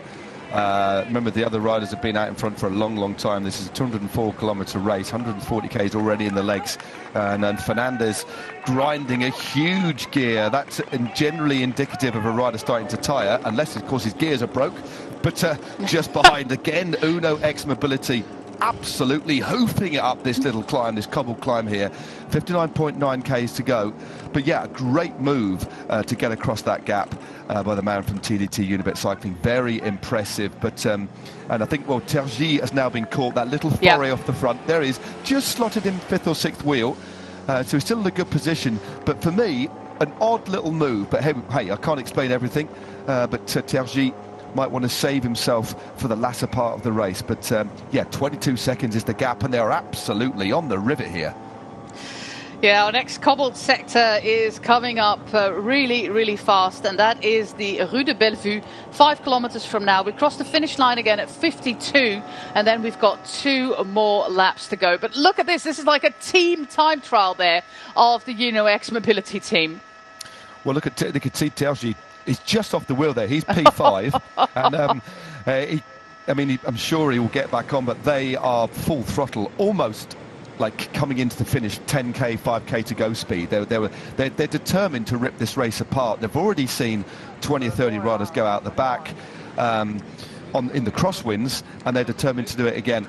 This is another one of these little punchy ones. We go through the finish line next time with 52.2 k's to go, and we've still got that horrible sector of the Rue de Bellevue to go as well for the next time. But to know, so 2 from Unibet now in the break, and fresh legs are plenty. Yeah, and our peloton is getting smaller and smaller due to the work there of our leaders. What is this group then? This is already our leading group. Oh, wow. Well, that was the end of our breakaway then. We thought we still had a minute, but then the motorbikes and everything moved up and they were there. It just shows what difference, a big team can do on the front, and also we saw it in all of its glory, didn't we? The way that Uno X were riding as if they were heading right into the finish. They're determined to make this as hard as possible. Cause splits, make the peloton that little bit smaller, and they have done a very good job. So despite the fact that Johannik has got across, he's about to be rejoined, I think. But if I were him now, I'd have a little look behind, because he's not looking behind, just to see what the situation is. He's clearly got good legs. It might be an idea to get some food down you, some drink, and just settle in and use that power that you've got to try and just float around the front of the bunch, because he's clearly one of the strongest riders here. That was an impressive move, but again, still a long way to go. 58.2 Ks, 2 and a bit circuits of this 26.2 K finishing circuit left. Remarkable move there for one of the Intermarché riders, trying to bridge across. The peloton is well, not reacting immediately and catching them. So some of the riders are trying to bridge across as we speak. It's Bingo Wallonie-Bruxelles in the bright coloured jerseys, and then more moves are happening. You can see that second group there with British rider Joshua Giddings in it. That is in a little bit of trouble. They most likely will not be coming back due to the fact that, the race is on from this part on. And this is usually the part of the course, Matt, where we have considerable options for echelons. But today, there's not enough wind to do so. Yeah, there's a little bit of wind. We saw some of the flags just flapping around. It's about 12, 14 kilometres an hour wind as we just pan out, looking at all of these ploughed fields. The wind farm just to the top of the screen as well. Quite a classically Belgian view here. Yeah, I think it is going to be hard for that group containing Josh Giddings to get back on, because the racing is now on, and primarily due to one team, and that's Uno X. Nobody else has really, from what I've seen, given them any assistance, but one or two riders now just trying to shake things up as we head back to the finish. And to commence another lap. Also getting in the mix there is Arkea B&B as well. Just get to focus on that, and we can identify which rider it is. There we go, David Dekker himself, a very capable finisher. And a team at DSM Firmenich now going as well. He was third in this race when he was still awfully young and racing for the, I think, development team of SEG. And that was 2020. And I think we discussed David Dekker before, that his career has been a little bit stalling. There was big promise for the youngest son of Erik Dekker. And then, it kind of just, that really big breakthrough moment has really never come. I think there's not been a pro win in his career just yet. He came close in the Giro d'Italia, I think it was last year. I think he had a second or a third on the stage at the Giro d'Italia. He was actually sprinting pretty consistently there. As we look at Frank Vandenbroek looking around, he's got a bit of an issue. Looks like he's got a slowing front tyre by the looks of it. Frank van den Broek, who was in that early breakaway in Omloop het Nieuwsblad on Saturday. Also a very talented young man. I remember the Dutch National Championships, and as a continental rider, he was one of the last riders to get dropped there when Dylan van Baarle became national champion. So a fantastic ride there by Frank van den Broek. Quickly snatched up by the World Tour team of DSM Firmenich PostNL. He was on the development squad, and absolutely a name to remember, especially because it's Frank van den Broek. Indeed. Yeah, one of the most famous names in cycling. Most definitely. Of the past, should I say. But good to see a couple of other teams now taking this up to keep this pace nice and high. A nice and symmetrical 55.5 Ks to go there. Another rider for the Volker Wessels team. This is 182, Koen Vermeldvoort. An absolute an absolute legend when it comes to the club or amateur racing in the Netherlands. He also tried to make that step up to pro level. He's been part of some pro teams, but also never really made that big step up to win the big races. But he's been very, very efficient in our national races, Koen Vermeldvoort, for the Volkerwessels team. Somebody who just absolutely loves his sport. Oh, totally. It's good to see riders getting stuck in. And as you say, just going back actually, certain riders, we talked about Hugo Hofstetter, and you read his Palmares. There's certain riders that just, regardless of form, always seem to get everything dialed for one particular race. There's always a few riders that really excel in one race, and clearly this is one of Hofstetter's favourites. But there we go, Rue de Bellevue. And we there are goes getting Johanning. a great view. Yeah, he's looking good, isn't he? His teammates holding his wheel really well.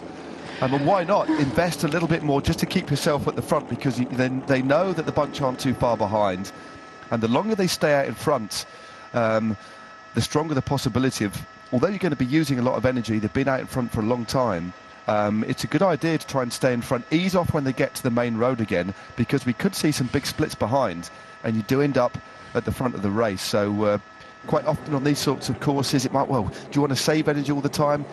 Often it's good to be on the front foot, invest a bit, so you're in a good place a little bit later on. Oh, missed the bottle there. And it's just going to take one for the from another team. Why not? The Flanders Baloise team, for the Belgian rider Enrico Dyer of the Philip Wagner team. They're in the green combo, different shades of green. Some people might argue it's yellow, but it's absolutely green. And we still have that breakaway that we had at the beginning. We do know that the peloton almost caught them, then just kind of waited a little bit. And it looks like one of the riders made the jump across there. Yeah, we have an extra passenger. Yeah, there were two going across the gap. I think it's actually one of the guys just one from Big Goal, I think, has joined that group. Is very eager to try and keep on pressing on. This is Cyril de Sal. And there's also a rider. Yeah, there's a guy from Tartoletto Isorex that's managed to latch on the back as well. So those two did well getting across the gap, swelling the group. So 3 fresh riders in here. We could see this move go out again.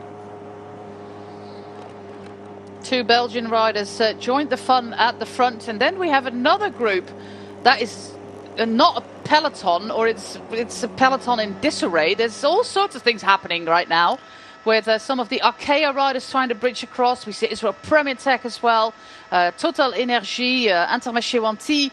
Many teams are trying to bridge across now. 53.4 kilometers to go, as we have action on all fronts right now. At the front, in that group of 7, I think we lost our Spanish rider from that group, Matt, the man in green, Fernandez. Yeah. He's been dropped. Not too sure what happened to him. He did look as if he was struggling, and he was in a very strange gear selection, wasn't he, on that little climb earlier on. It was almost in top gear. I'm wondering if he's had a mechanical problem, and that's why he's dropped off. But as you say, we've got a couple of other riders going clear. UAE Team Emirates also in the mix as well.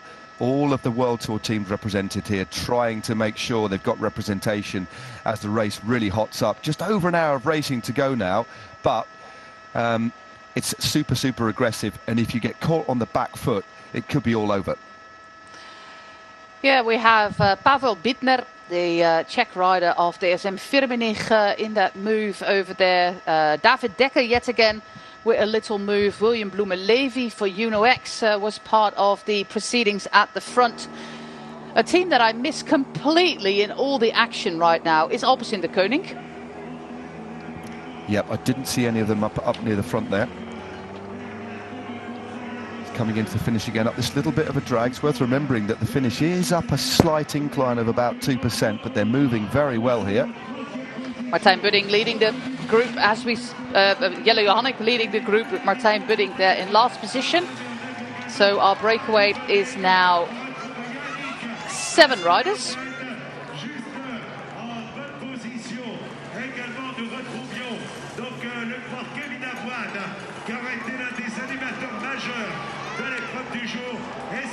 And more riders are trying to bridge across. There we have all the action at the finish line, and a rider for Alpecin de Koning. They proved me wrong now.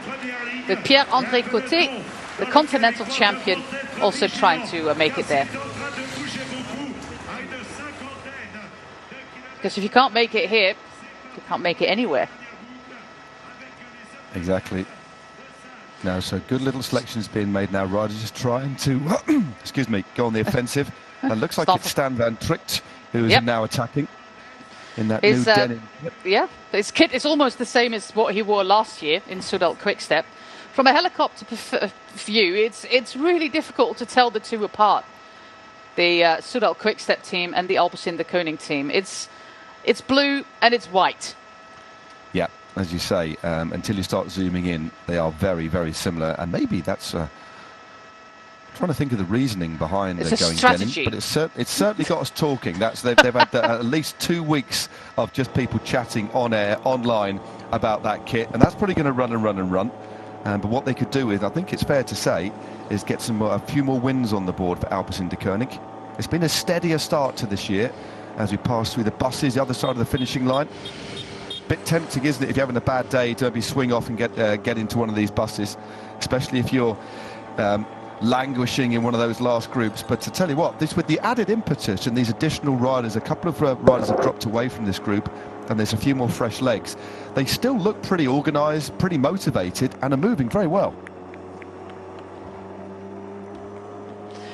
Timothy Dupont is a very experienced rider there in the colours of the Tarteletto Isorex team, sponsored by a brand of tarts.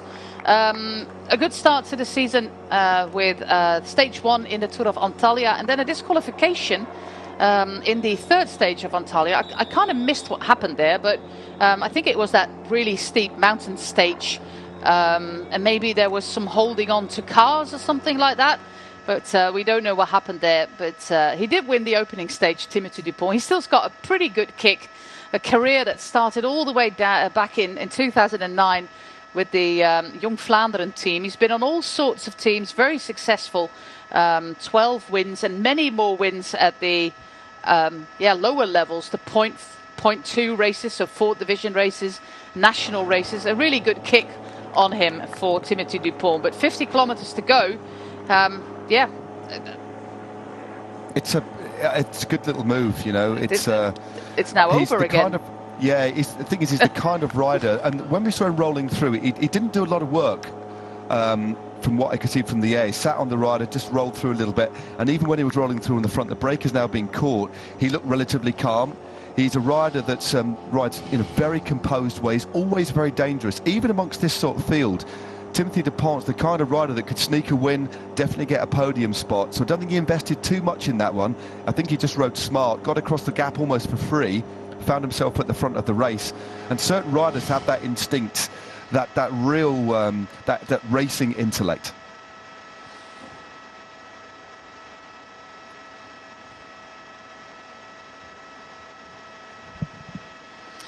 We're inside the final 50 kilometers of this year's edition of Le Samyn, the men's race, where we have just seen the moment that our breakaway was caught.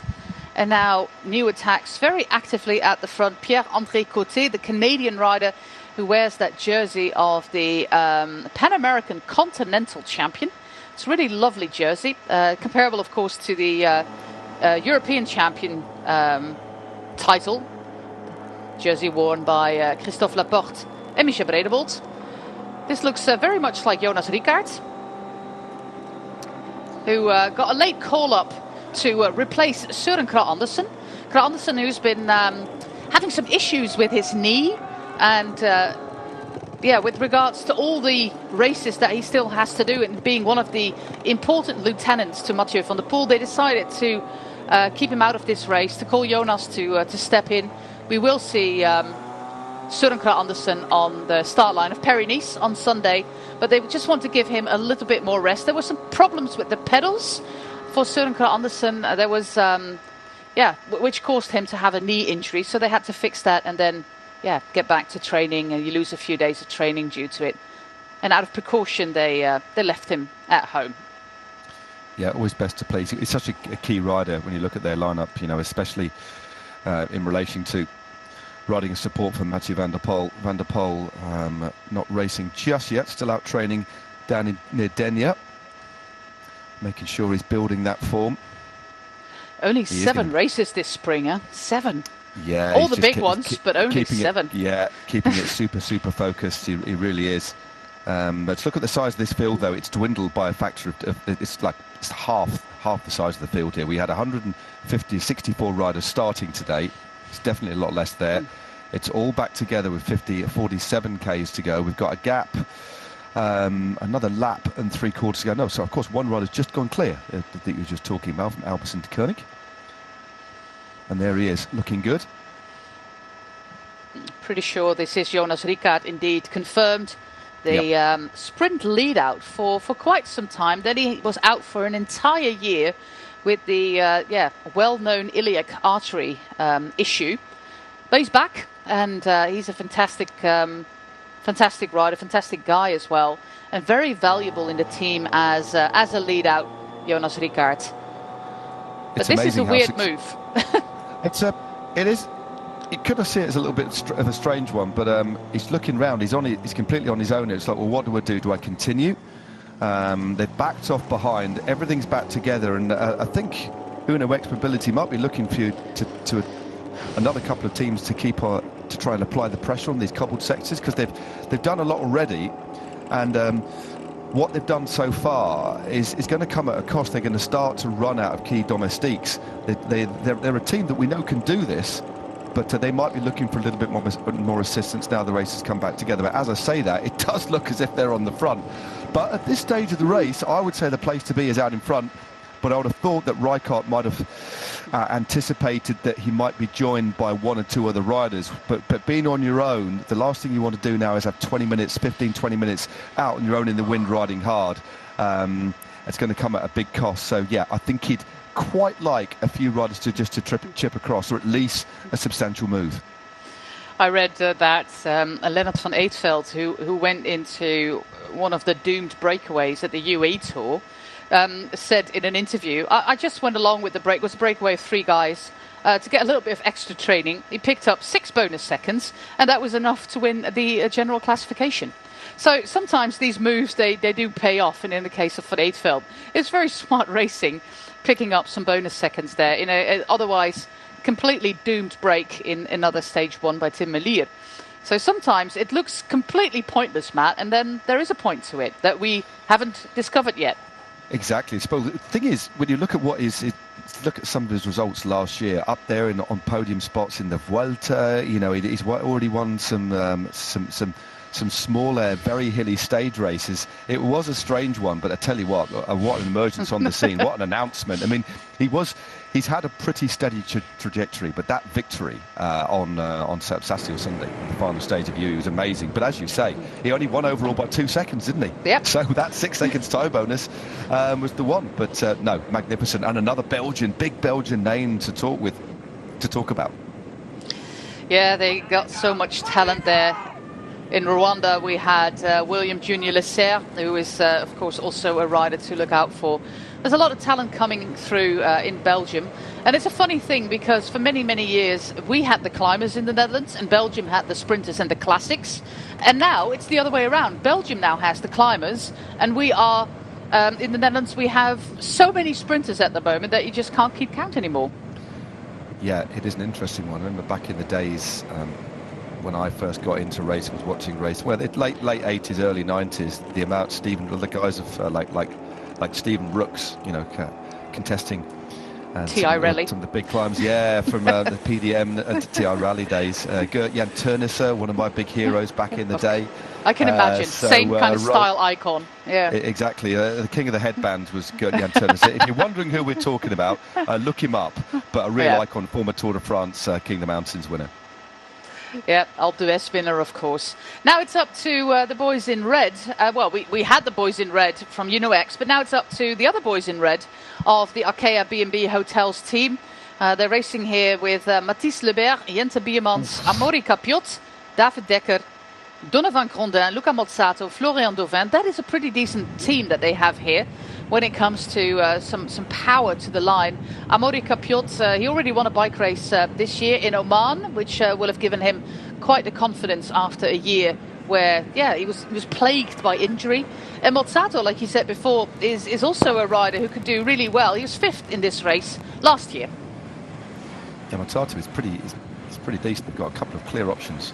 And as you say, if David Decker's feeling good as well, they've got 3 options. But see, although I wouldn't have imagined that Jonas Rijkaard would have wanted to be on his own, he is, and he's going pretty well. He's built up a lead of 35 or 36 seconds. I think he's committed now. What he can't do is sit up. He's made a commitment, and what he's done in the process, though, is taken off the pressure behind. We were wondering what they were going to do today, but we shall see. They've still got Jensen Plowright in the back. Interesting, talk about Stan van Tricht coming over from Soudal Quickstep. For a 1-year contract with this team. But no, this is an interesting move, but building that lead nicely, and the shape of the peloton just shows that no real team is properly taking things up, almost like a bit of a waiting game before we get to approach the next cobbled sector. 39 seconds for Jonas Rijkaard, the Belgian rider of the Alpecin, the Koning team. Got a few teams moving up towards the front right now with the brightly coloured jerseys of Intermarché. They're here with a team of riders from their development squad and the World Tour team. Huub Arts, I just mentioned him, fantastic result there in, I think it was Oman, where he was 3rd. Vito Braat, also some good results already. The sprinter, Dries de Poter, Mats Mikkels, Laurens and Tim Rex, the brothers. And Roel van Sint Maartensdijk is also part of the team today, led by former professional Dimitri Kleis. Indeed. Watch out for Laurens Rex. He had a really good start in Omloop, didn't he? 6th place in Omloop. And that just shows if you can do a top 10 in Omloop, you're generally going to have a good legs for this race. Again, not a pure sprinter, but in a hard, grovelly sprint, with a hard day before it, we know how strong he can be. He's a good breakaway rider. And one would imagine can ride the pavé really well. So watch out for Laurens Rex. Not in a pure big bunch sprint, but I think the grind that's offered up by today's race will suit him down to the ground with the condition that he's currently got.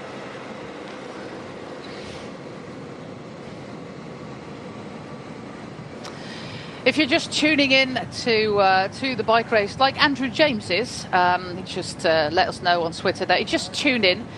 We started with a breakaway of 5 riders that was called, well, not that long ago, with Spanish rider Miguel Angel Fernandez, Martijn Budding, the Dutchman, Enrico Daje, the Belgian rider, Stijn Dame from the Netherlands, and Kevin Avoine.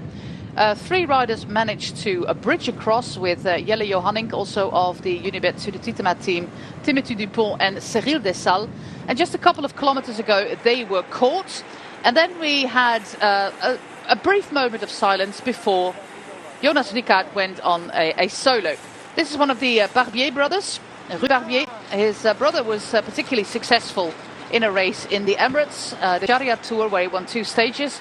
But he's desperate for some assistance. But yeah, his team, being a continental team, will probably be a little bit further back in the convoy. So he's trying to get attention from the commissaires.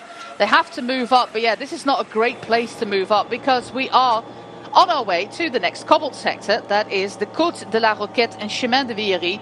And yeah, from previous lap, that is that horrible zigzag S-shape one, and you don't want to do that with a flat tyre, trust me. No, that's why he looked particularly frustrated. Quite often you see riders keeping it quite casual, but no, he looked a little bit frustrated there, understandably, especially with what lies immediately ahead.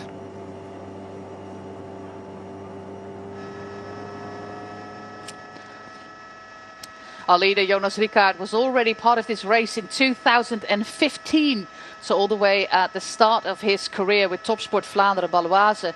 And this is his 5th participation. Best result was a 32nd place in 2020. And he's now in the lead all by himself. I think he would have wanted it a little bit differently. I think so. I mean, he's riding hard, but he's not riding full. I mean, he's holding the same speed as the peloton here, who aren't going full gas, but by the same token, they aren't hanging around. Just look at the effort that it's taking. The Intermarché Wanty rider on the right-hand side, just to push into the wind. They are moving pretty quickly. Also on the left-hand side, again, omnipresent, aren't they, Uno X Mobility? They have not moved away from the front of this race. Even when other teams are in the mix, they're always there. And here is Mr. Barbier. Technically illegal, isn't it, now, taking service as they're moving along? I don't think commissaires seem to be, well, let's have a little look. Or not. Well, that was lucky for that team that the camera cut away just in front, because that was about to be a moment that was, well, probably not completely legal. Well, look at this. They're absolutely driving hard into this section. Rijkaard already on it. He's already lost about 10 seconds of his lead. Just turning. Real nice fluidity there. Just look at that. Not rolling the gear too heavily. Just back out of the saddle, leaning on it a bit more on the Rue de Roquette. But I expect this lead to start to crumble. But if he keeps on riding within himself, he should end up in the front split if that happens. I think that's his best option now, because he doesn't want to be languishing out in front, especially with the amount of firepower that's still behind. But at least he can pick his own line choice, Jose, through here. It's certainly the place to be on this technical section.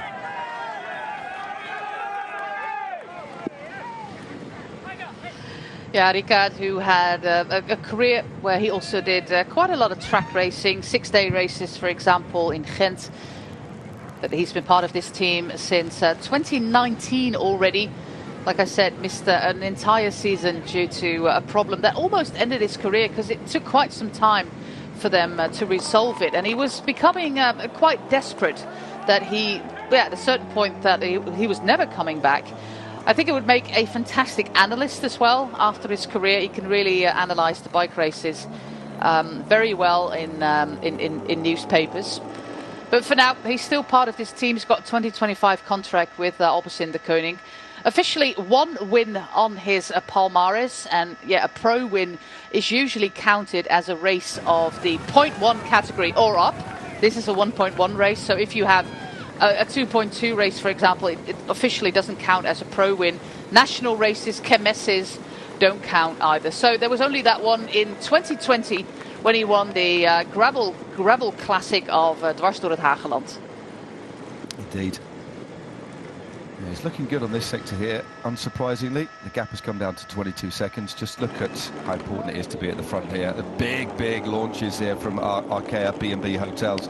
Not too far behind, 4 riders in a similar kit, of course, Uno X Mobility, but again, pressing hard to try and make a difference, to try and force some sort of split. It is indeed Amaury Capio, a man with a ferociously effective kick at the end, and using that to good effect on this cobbled sector. It has opened up a bit of a gap. Looks like it's one of the riders from Total Energie in that white kit that's latched on to the back wheel of the unidentified Uno X Mobility rider, giving us 3 riders who have just drifted off the front, and the lead reduced to 23 seconds. So another real sharp increase in the pace on that critical sector. His father, Johan Capiot, won this race no less than 3 times in 92, 94 and 95. So that is Amaury Capiot's father. But the peloton is reacting straight away with some action from the DSM Firmenich team.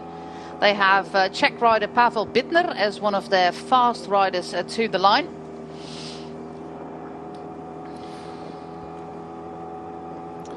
One of the riders that we haven't mentioned who had a brilliant year, brilliant season, about 2 seasons ago for Total Energie, is Dries van Gestel. Yeah, he had a third in Gent-Wevelgem, yeah. Yeah, and then he backed that up with consistently across the board. I don't know what's happened to him. He's kind of just gone off the boil a little bit. But this is one of the Rex brothers just bringing this back together again. With Dries van Gestel on his wheel. Yeah, with a Van Gestel on his wheel. There we go. He's answered my question. Well done. But he is a man that can perform well on this sort of terrain. Again, not an out-and-out sprinter at all, but has just got a very big engine and can get across this sort of terrain massively effectively. Italian fastman Matteo Moschetti is also part of this first group, as is Tom van Asbroek, I think, there in the colours of Israel Premier Tech. So there is some firepower in this first group, and the reaction comes straight away from Lotto Destiny. We haven't even discussed the biggest favourite for this race, and that is the man who listens to the name Arnaud Delis. They've been doing a lot of work over the winter, is what Nicolas Maas said, the sports director at Lotto Destiny. Especially they've been working on his cadence. You might remember from last year's Omloop het Nieuwsblad, the ridiculously big gear that he was pushing on the Muur van Gerardsbergen. Yep. So they've been doing a lot of work to get his cadence a little bit up, to be less of a power rider and more of a fluidity kind of style rider. Yeah, I mean, there are some riders that it's amazing how you can adapt to a particular style. But within that range, if you turn like below 90, like 80, 70 RPM, what it's good for, you can actually lower the heart rate. You can actually be very effective over the cobbles, but you lose that real high end. And the thing is, Delis does have an amazing high end. So they're clearly working on it, but a lot of the time he does seem to be overgeared, and if you overgear too much, it's great to train to build muscle, to build strength. Overgeared training is something that all teams use, but to actually use it in a race all the time is just mechanically inefficient. So they're looking at improving those efficiencies. He's already a massively efficient rider anyway, but if you can find a way of changing and just making you that little bit better, that's what they're doing, especially with a man that's so relatively young. And the fact that they're looking at something so fundamentally important, if they can get any gain from just his pedaling style, just imagine how good he could be. He's amazing already, so still a lot of untapped potential. A bit of a rough diamond is Delis, but good to see they're focusing on that technique a bit. Pascal Inkhorn, the former Dutch national champion, is trying to get this group in gear, followed by the Intermarché Wanty rider. Well, I know that Arnaud Delis personally wants Pascal Inkhorn to be in his team. There's been a lot of talk about Arnaud Delis over the winter. He's got a say in a lot of things at the Lotto Destiny team. He, for one, was one of the riders who suggested that they should talk to the Basque brand of Arbea as a new bike brand after an eternity on Ridley, because he had been racing on that particular brand as a junior. So that is the kind of thing. He also has the kind of riders that he wants by his side, like Taminiao, like Pascal Inkhorn, for example, Victor Kampenaerts, of course. So he has got a lot to say at the moment. Yeah, it's an interesting one. I've yet to spot. I think he's just in this front group. You can just see how much damage was caused on that cobbled section. This is going to be the pattern now. We're going to see a constant whittling down. The first time I've used it on today's commentary. There's a few people that count how many times they use the word whittle. But there we go. Love that word. No, the peloton's reduced in size a bit. There's another group that are going to get back on, but this will be the theme as we get deeper and deeper into the race. But yeah, you're quite right. It just shows. I mean, he's only 21 years old, Delis, but the fact that he has that much influence is just an indicator of how important a rider he is, and how that Lotto Destiny definitely want to keep him on board for the foreseeable. There goes young British rider Noah Hobbs, bridging across to that first group. So deep in the final, Noah Hobbs still right in the thick of the action, normally racing for the continental team of Groupama FDG, so good ride there for him. But we go back to our leaders. We've got two riders who bridged across to Jonas Rickaert, making it free. The gap's still awfully small. There's no motorbike, no neutral service car behind them. So still everything to play for. But these are the kind of roads that make racing so hard. Yep, these corners. And those are horrible little cobbled sectors too. This is starting to get pretty hard now, but this is a good. This is exactly what Jonas Rickaert would want, and it is the rider that I wonder where he was, Dries van Gestel, who can ride on this sort of terrain very effectively, and he is the man on the front at the moment with Bittner on his wheel, about to come through by the looks of things. But they are rocketing up this little climb. It's only about 400 metres long, 3%. They turn right in a second back onto the main road, but they've got a decent gap here, Jose, and this is a pretty effective little breakaway. Yeah, this young man from the Czech Republic, I've spoke to him over the winter time. He is dating one of the Knaven daughters, so maybe his future father-in-law has given him a few tips on racing on cobbles. But he's got a really good sprint Pavel Bittner. So do not underestimate him when we get to the finish line. Dries van Gestel, yeah, we mentioned him before. He said in an interview with the Dutch website of Wielerflits that it's hard for the Total Energie team. They're losing on quite a few wildcards, including 2 very important appointments for a Belgian rider, the Omloop het Nieuwsblad and the Tour of Flanders. So yeah, that means that there's extra emphasis for a team like Total Energie on a race like this one. Yeah, exactly. And also, you touched on it a little bit earlier. Those big opportunities in World Tour races to get riders inside the top 5 and the top 10 to score points. And the way that they've restructured the point system, there's slightly less points now on offer on the smaller races compared to the World Tour. There was a weird, I wouldn't call it a discrepancy, just the points were weighted in quite a strange way a couple of years ago. But now we're in year 2 of this new point system. You have to regularly score points and get riders up there. So yeah, this sort of race, I mean, it's a race that every rider would want on their Palmares, but you need to regularly score in these sorts of races. So there's a lot of pressure on Total Energies to score points. I don't think they're anywhere near well, if they want to have World Tour objectives, they need to get in those races. So it's like a self-fulfilling prophecy. You need more points, but you get opportunity to ride less races where those sorts of points are on offer. So these sorts of races become increasingly important. Yeah, because they were 4th on the ranking behind Lotto Destiny, Israel Premier Tech and UNO-X. They don't get these automatic wildcards to all the World Tour Classics. They go to UNO-X, so they have to rely on the goodwill of the organisers to actually invite them. And yeah, with new kids on the block like the Tudor Pro Cycling team and also Q36.5, yeah, the fight for the wildcards is it's becoming more intense, so to say. Exactly. And Tudor has spent a lot of money building that team. They've got big ambitions as well. So there's these new, like you said, new kids on the block, new teams on the block with big ambitions, puts pressure on some of the more established teams. So I think back there's into this yeah, back into this season, going to the next will be an important one. But to Dilly on the back, I mean, this is not good sometimes, doesn't he? Yeah, you wonder if he's feeling okay, but yeah, it's an interesting one. And like you say, an enormously influential rider within this team to actually get a bike run. When you think how long Ridley have been with Lotto, that's amazing. But I must admit, I've actually ridden with my GCN days on an Orbea. They are really nice bikes, I must admit. I like them too, yeah. Yeah, they're a brand from the Basque Country in Spain that have been around for a long time. And before they made bikes, they actually made the barrels of guns. And then no way. Yeah, they're a gun manufacturer at the turn of the century. And then they had the machinery to make steel tubing, and after the war, when there was no need, there we go, he's having a bike change. Yeah, that they explains went into building it. bikes. So they went into building bikes. So yeah, they are very nice bikes. He goes on a spare bike, which is never ideal for a rider. There's of course exactly the same setup, it's exactly the same measurements, but riders always prefer their number 1 bike. Yeah, generally it's more of a psychological thing. But riders will have a number 1 and number 2 race bike, and riders of the calibre of Dilly will actually have a couple of spares on there. So we'll have spare bike 2, and that will be on the outside of the roof rack. An interesting little detail. Imagine if you had your team leader and you didn't think about how you racked up bikes on the car, and you needed a spare bike and it was in the middle. You'd be there about 10 minutes trying to take the bike off.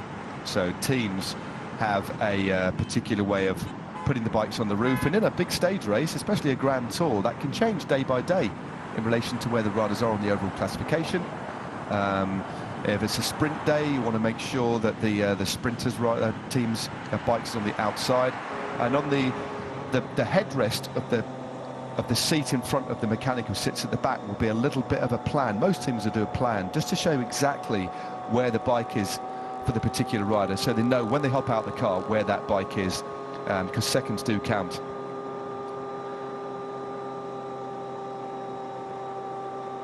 So, oh, and there's a crash here. Oh, is that Dilly that's gone down off the back? What has happened there? Dilly is down, skittled across the road. He's not happy at all with that. Dilly. And how do we do that now with a spare bike? Because he doesn't have one anymore. He's got there. He'll have a third. He'll always have a third. He's really taken some skin off. He's not happy at all. He was coming back through the convoy. I don't know whether it was on the bumper of the car or hit a moto. Let's not speculate until we see. Let's have a little look. So he's moving around the outside, banking into the corner. He just looked well. He just lost it. It's nobody else's fault. He just came into that corner. The bike wasn't even banked over that much, Jose, and it wasn't even the motor was behind him. And he was on his own. I mean, no doubt we'll get to look at that again, but his wheels slid out from underneath him. And then De Lee, I mean, the amount of time he's been on the deck now with just under 30 Ks to go, let's just see. It's the end of it. We've seen him deck it before and get back up, but the race is on now, and he's been off his bike for quite a while. They have, of course, still the winner of last year's Le Samyn, Milan Menten. I don't know where he is. I haven't spotted the number one just yet. But that was a particularly nasty tumble for Arnaud De Lee. He lost a lot of skin there on his thigh. And a lot of emotions there.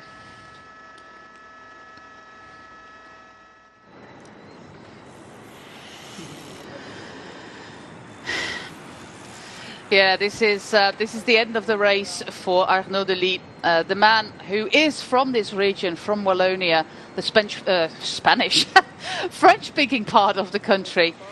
And yeah, truth be told, there are just not a lot of top riders from Wallonia. Most of the top riders in Belgium come from Flanders. Yeah, this is the end of the race for him. He's not going to recover from this with 28 kilometers to go. We're making our way towards the finish line yet again. We're going to cross it with 26 kilometers to go, but look at how banged up he is. That is a really nasty tumble. There was all sorts of emotions involved there, but yeah, from what we have seen, yeah, just not a lot of fault for anybody in the convoy. He just lost his grip there, so it seems. Of course, the cameraman is staying with Arnaud De Lee, but I would be rather surprised if he makes it back to the front. We have the peloton, or the lead of the race, already on the cobbles with, it looks like Moschetti again. Yeah, Matteo Moschetti, followed by Rasmus Tiller. And also with number 127, we have Dries van Gestel, who's on a good day. Yep. So watch out for him. He's got a good shot at the finish line. And there's also a first sighting, Matt, of Luca Mozzato. Yep, Mozzato there as well. Two very handy Italians. So Mozzato has clearly got good legs too. He's got a teammate with him for company there. They've just knocked it off. So basically, just look at the way they're riding these sectors, flat out on the cobbled sectors, then backing off again. And there's no point in continuing over unless it's split. But Mozzato and his fellow compatriot, riding on a different team, of course, for Q36.5. They're in that silvery black kit. Watch out for Moschetti, clearly going well, but he does possess, in addition, a very fast finish. We're looking at Huub Aerts at the moment, who's just behind the group with Bittner, Rijkaard and Van Hastel. In between, getting very, very aero. He's got quite an extreme position there. I've no doubt it's just on the cusp of the UCI rules this year. Yeah, this is borderline. This is borderline. I'm not going to get my tape measure out. I can't do that. But it does look as if it's right on the very cusp of what might be legal, but certainly looks super aero. This man is a name to remember. He's 21 years of age. He rides for the development team of the Intermarché Wanty team, and he had a fantastic result on the Green Mountain in the Tour of Oman, coming in third after the likes of Adam Yates and Jan Hirt, but beating the likes of Diego Ulissi, Warren Barguil, Fisher Black, etc., etc. So that was an absolute stunning ride by Huub Aerts, who found himself in the breakaway that day and still managed to be third. So there's some good form there coming from the Middle East for the youngster, for the development team of Intermarché, called Circus Wanty Reus Circus Wanty. I don't know the exact order of affairs, but that's it. Yeah, he's definitely one to watch for the future. If any of you are wondering why Dries van Gestel decided to take his hands off the bars, he was stretching his back. Just quite often when he's been riding over the cobbles or in a race, this sort of distance, just hunched on the bars all day long. You do get sometimes a few aches and pains, and just stretching out is what you wanted to do there. So Rijkaard has got an issue here, unless he's just blown. He's just suddenly dropped off the wheel here. It's actually not Van Gestel. It's its teammate. And I see the number 122. It's Thomas Gaginard, a new name on the Total Energie team. Yes, they've just changed that. Yeah. Yeah, and well, we both thought it was Van Gestel. Apparently, it was not. And yeah, I think Ricard is just running on empty there. Pavel, Bittner, Thomas Gaginard, Jonas Ricard letting go, and then in between the peloton and our leading duo at the moment, we found Huub Arts. Let's see if that's still the case. I know the lead, wow, he's making his way back. I was wondering, Matt, was he maybe furious at the team manager because the tyre pressure might have been way too high on that spare bike? I couldn't understand. I mean, I understand French okay, and he was actually remonstrating in French, but I couldn't quite catch what he was saying because he definitely, nobody else touched him, nobody else was at fault. But like you say, if he's on bike number the second spare, you can't rule that out that the tyre pressure wasn't right, because it didn't look to me as we get the bell 1 lap to go that he was banking the bike over in a ridiculous fashion. Yeah, he was riding quick, of course, that's what you're going to be doing, but it didn't seem to me to be super quick. It's a dry road and he lost it, so maybe that was what he was talking about. I mean, we'll find out in when the dust settles, but he's got a lot of work to do to get back in contact, but he's dragging one of these chase groups back on if he can. I don't know how much assistance he'll get. Well over a minute, this is. Well over a minute. He's not even crossed the finish line. This might be the Flamme Rouge. He's riding people up his wheel. Just look at this. Is pure adrenaline. I mean, this man, the thing is, when you're coming back from a mechanical or a crash and the race is split, no disrespect to the guys behind, but they've been dropped. So they're clearly not on a great day. They've been dropped because they can't keep pace. So none of these riders are going to be able to give him any sort of assistance, and is effectively just riding them off the wheel here. 25 k's to go. We've not even gone through the finish yet. No. I do think, unfortunately, for the race and for the youngster Arnaud, it's not going to be his day today. No, and of course he would have loved to win in front of his home crowd. He hasn't even crossed the finish line just yet. No. So his 10th place in 2022 will be the best result so far for the opening of the cycling season in Wallonia. He's got a busy program. He's going to Paris-Nice on Sunday, straight on to Milan-San Remo, and then all the spring classics in Belgium, all the way to Brabantse Pijl, and even Amstel Gold Race on his provisional program. So that is a lot of racing for a young man like Arnaud Delis, but this is a gap that is way over 2 minutes. Look at the blood gushing from that wound on his knee. Yeah, this is pure adrenaline. The pain will settle in later, but I wonder what was going on there. He had just changed bikes, so his first bike had a mechanical. He went on a spare bike, crashed with that one, and now he's on bike number 3. Yeah, well, big shame. I mean, he's back into his groove now, clearly very frustrated, but it is certainly game over. We didn't actually see the exact time yet, but I think you estimated that about right. It's a solid, it's a thick end of 2 minutes without a shadow of a doubt as we head back to Bittner. And the young Frenchman with him, 23 years of age, the man from Niort, Thomas Gaginard. And they're building a lead quite nicely here. There's the sun, that lovely golden hue as we get into the late afternoon here in Belgium. It's got a particular quality, isn't it? Winter sunshine.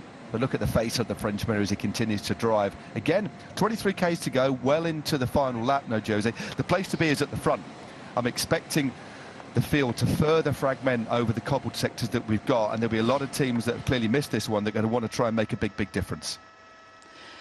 Yeah, Thomas Gaginard, our 23-year-old Frenchman in that first group. He was already 9th in Grand Prix d'Hénin last year, which is, of course, some sort of like small Paris-Roubaix. So this young man loves his cobbles, that's for sure. But, 17, 18 seconds is not a big gap. The UNOX men, they still have quite a few riders in that group. They also set one of their riders at the front, and this is Abandon. No, he's not happy. Luckily for Niels there, for Wielerflits, he's right at the right moment, at the right place. He's not going to get a quote because it's straight into the bus for Arnaud Delis. But yeah, I wonder what happened. We'll probably read it in the media, in the press releases. But we go back to the racing. The last lap has started with the peloton led now by the QT36.5 riders. quickly followed by several other teams. I was just saying that UNO-X have at least 3 riders still in this group, including Rasmus Tiller and quite possibly also Søren Werenskjold, who was kind of a bit like missing in action in Omloop het Nieuwsblad. We're going to see it again. Yeah, he's fidgeting with his bike computer here. Is he on the white line? No. No, it just goes out. The bike just goes away. I mean, the motorbike behind him was pretty close, but didn't interfere with him. And I can't explain it. Sometimes your wheels do go from underneath you. We can speculate, Jose, can't we, that there was an slightly increased tyre pressure. But look at the frustration. Opens and shuts the car door, has a word, and actually, I don't think his DS is particularly happy with that either.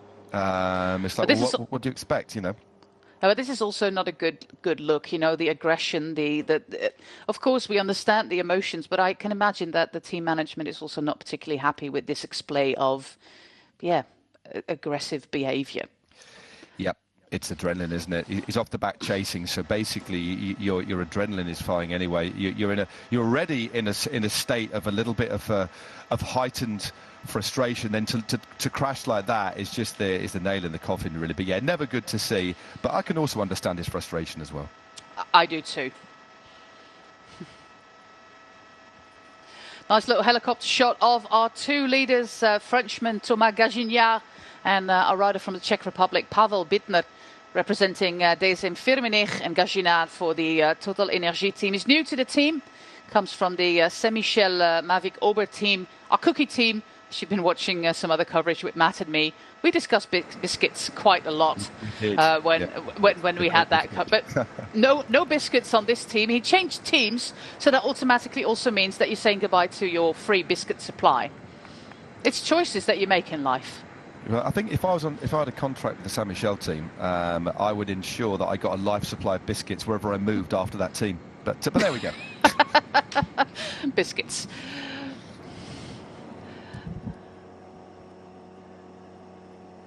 Interesting enough, we see the DSM Firmenich PostNL team positioned a few riders there at the front.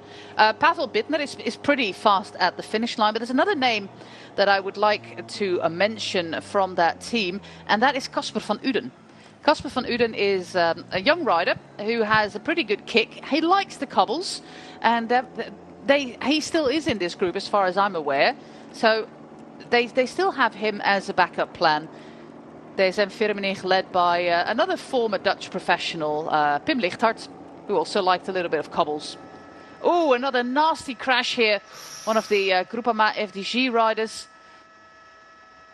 Looks like number 6 there, Noah Hobbs. Or is it 64? No, I think it's Noah. No, it's 44 indeed.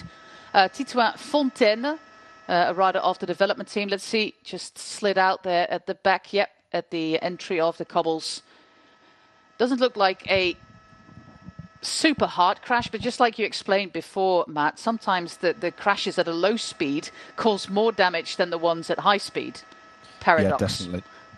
Yeah, the weight isn't dissipated. Sometimes when you crash at high speed and you slide a long way, the body weight is dissipated as you slide, but if you crash at slightly slower speeds, you get that heavy. Quite a lot of the time, it's when you end up breaking your collarbone, your hands go down first, it takes all the weight of your body, and that's the weakest bone to generally go.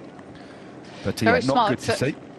Very smart gutter riding here by Bittner and Gagignard on the Rue du Fer-Pignon. Our longest stretch of cobbles here, it's 1.6 kilometers. And then we have a little bit of reprieve for about 6 kilometers before we go to the next one. They work well together. 17 seconds is the lead. We've seen in the women's race that the gap doesn't really have to be all that big to be successful, actually.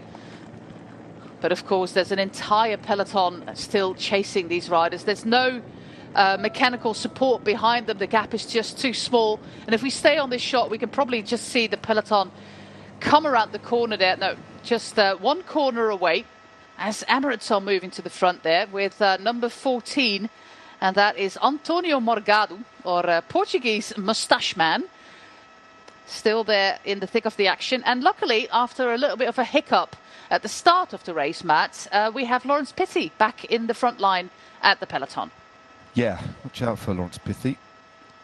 rode very, very well on Sunday. Just got dropped from, Wout van Aert actually said in his post-race interview that he wasn't too sure about Pithy, so wanted to try and get the rhythm, and he did. Still did a great ride though, and has already had wins, well, a big win this season down under, remember. But yeah, a classy rider. But that happened with about 70 k's to go, so he's had plenty of opportunities to get back in the mix. So don't rule him out. But this group looking good, still 20 seconds. But as you can see, just by the shape, not so much the shape of the bunch, but there's no real colour blocking. It's riders in ones and twos attacking off the front. And because of the reduced size of this lead peloton, it doesn't look as if there's quite the resource to make a big difference. So the teams at the moment are all over the place. So 18 seconds, still Uno X up there. Also, a couple of riders from the TDT Unibet cycling team, that they're there in big numbers, but it looks as if the teams are trying to get reorganised again ahead of the closing phase as we've got those multiple cobbled sections. UAE now moving up.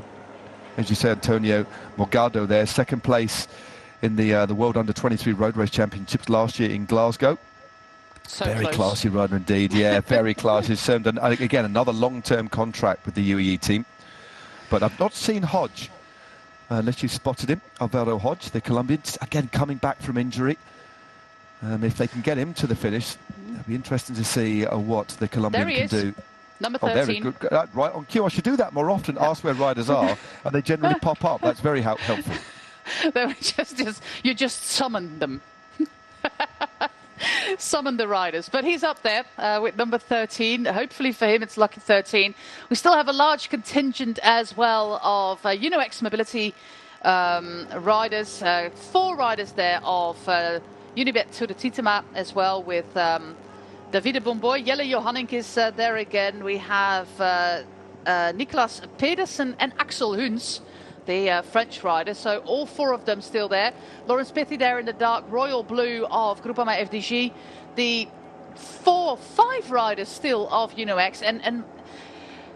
They have done so much work already today, Matt, in the race, the Uno-X team. And they're still there with 5 riders. It's pretty strong performance, that. Yeah, they're a strong team. They like this sort of terrain, don't they? And there they are, just round the corner. This says a real fast section. Cross tailwind down here. 23 seconds for our 2 leaders now. But no, they've moved through to the front again. The last shot we had of the bunch, you could just see 3 or 4 of the Uno-X riders just moving back up again. And I wonder if they're going to take this up. It's a big gamble because they've already used a lot of resource. They're clearly riding very strongly, but they've just got to be careful that the other teams don't profit from what they do. But with 16 k's to go, we've got about 20 minutes of racing, 22 minutes of racing left. It's going to be hard for these 2 to stay out in front as we get the team at UAE Emirates mixing it on front. Here they are, back in formation with Arkea B&B Hotels.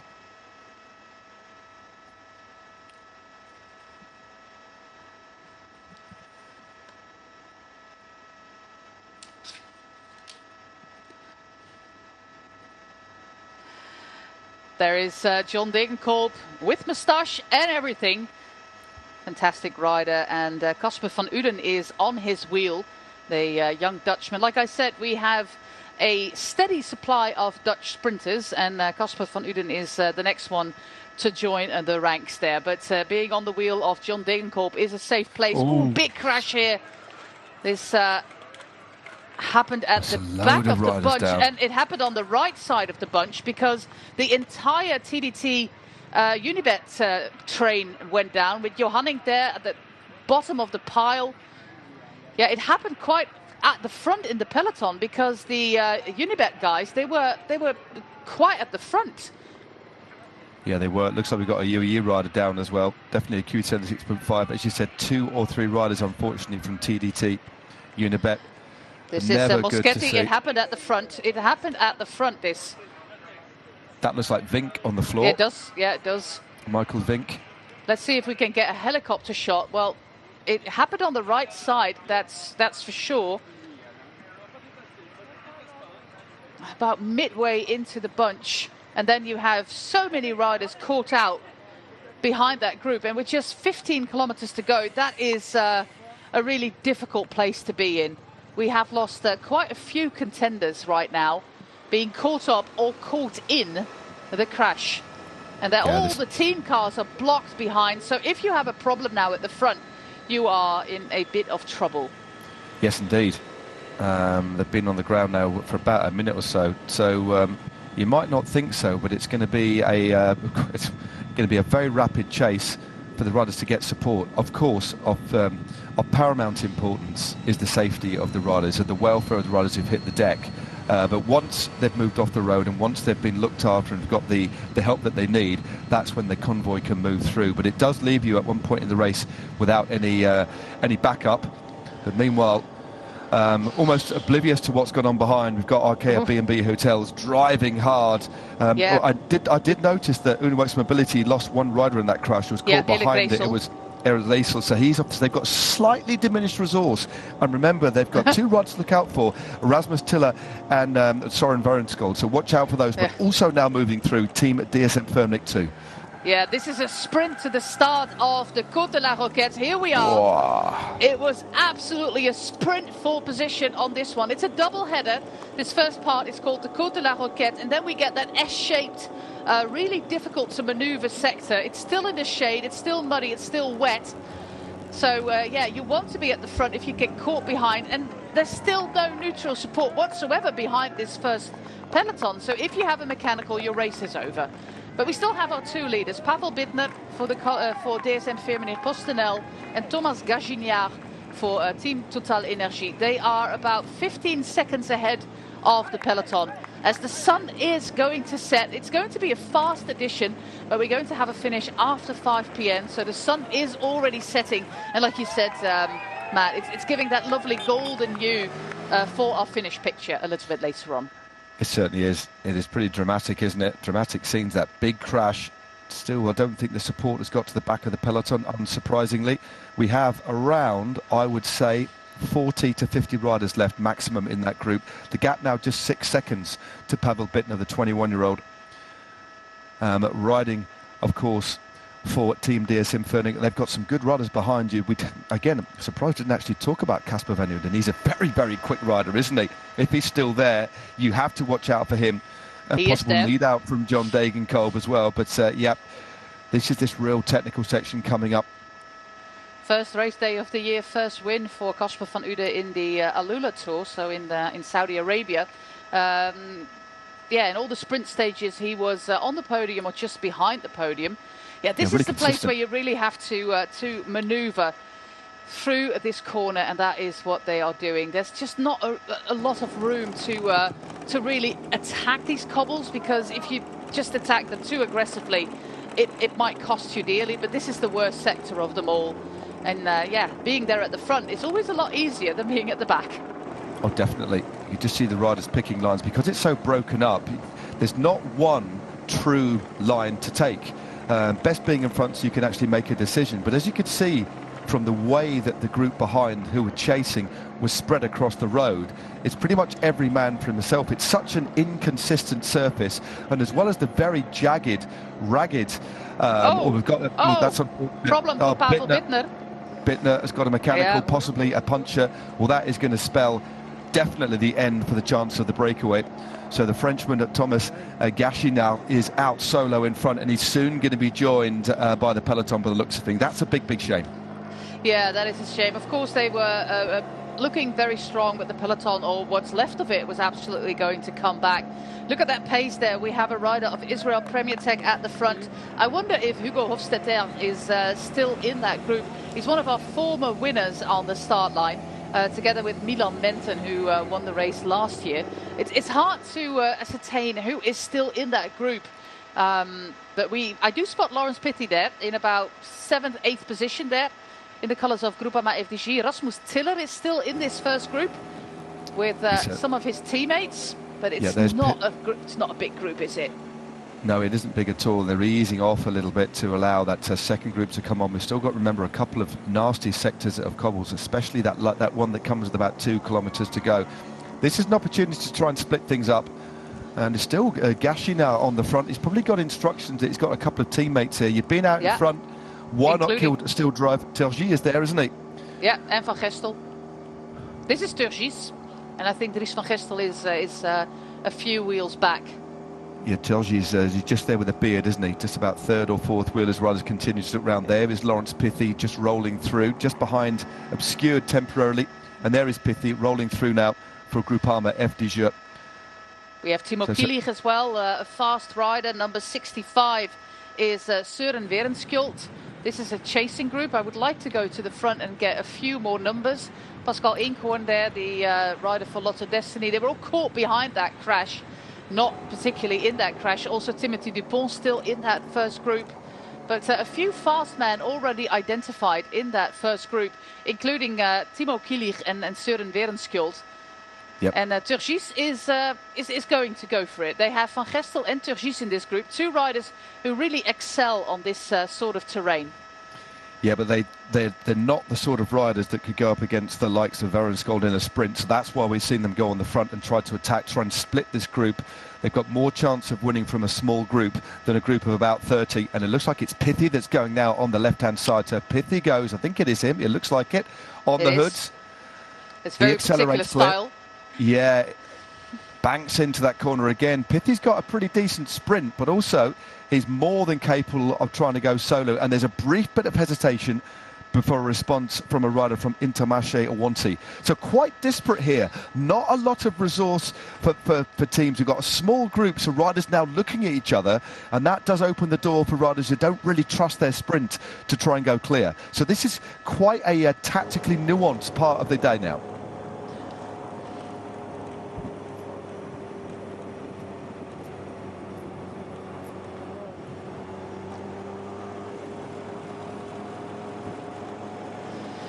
Yeah, Lawrence Pithy, he found himself right at the front of the race in Kuurne, Brussels, Kuurne, wasn't it? But then dropped out of that first group, or was it Omloop? I can't remember anymore. It was in Kuurne. It was a part of that four-man breakaway. Got dropped when Wout van Aert accelerated. About 70 k's to go. So spent a long time on his own. It's not a shame to be dropped by Wout van Aert, but definitely not. It's almost because I think Wout van Aert was like, I don't fancy taking this lad to the sprint at the end. Yeah.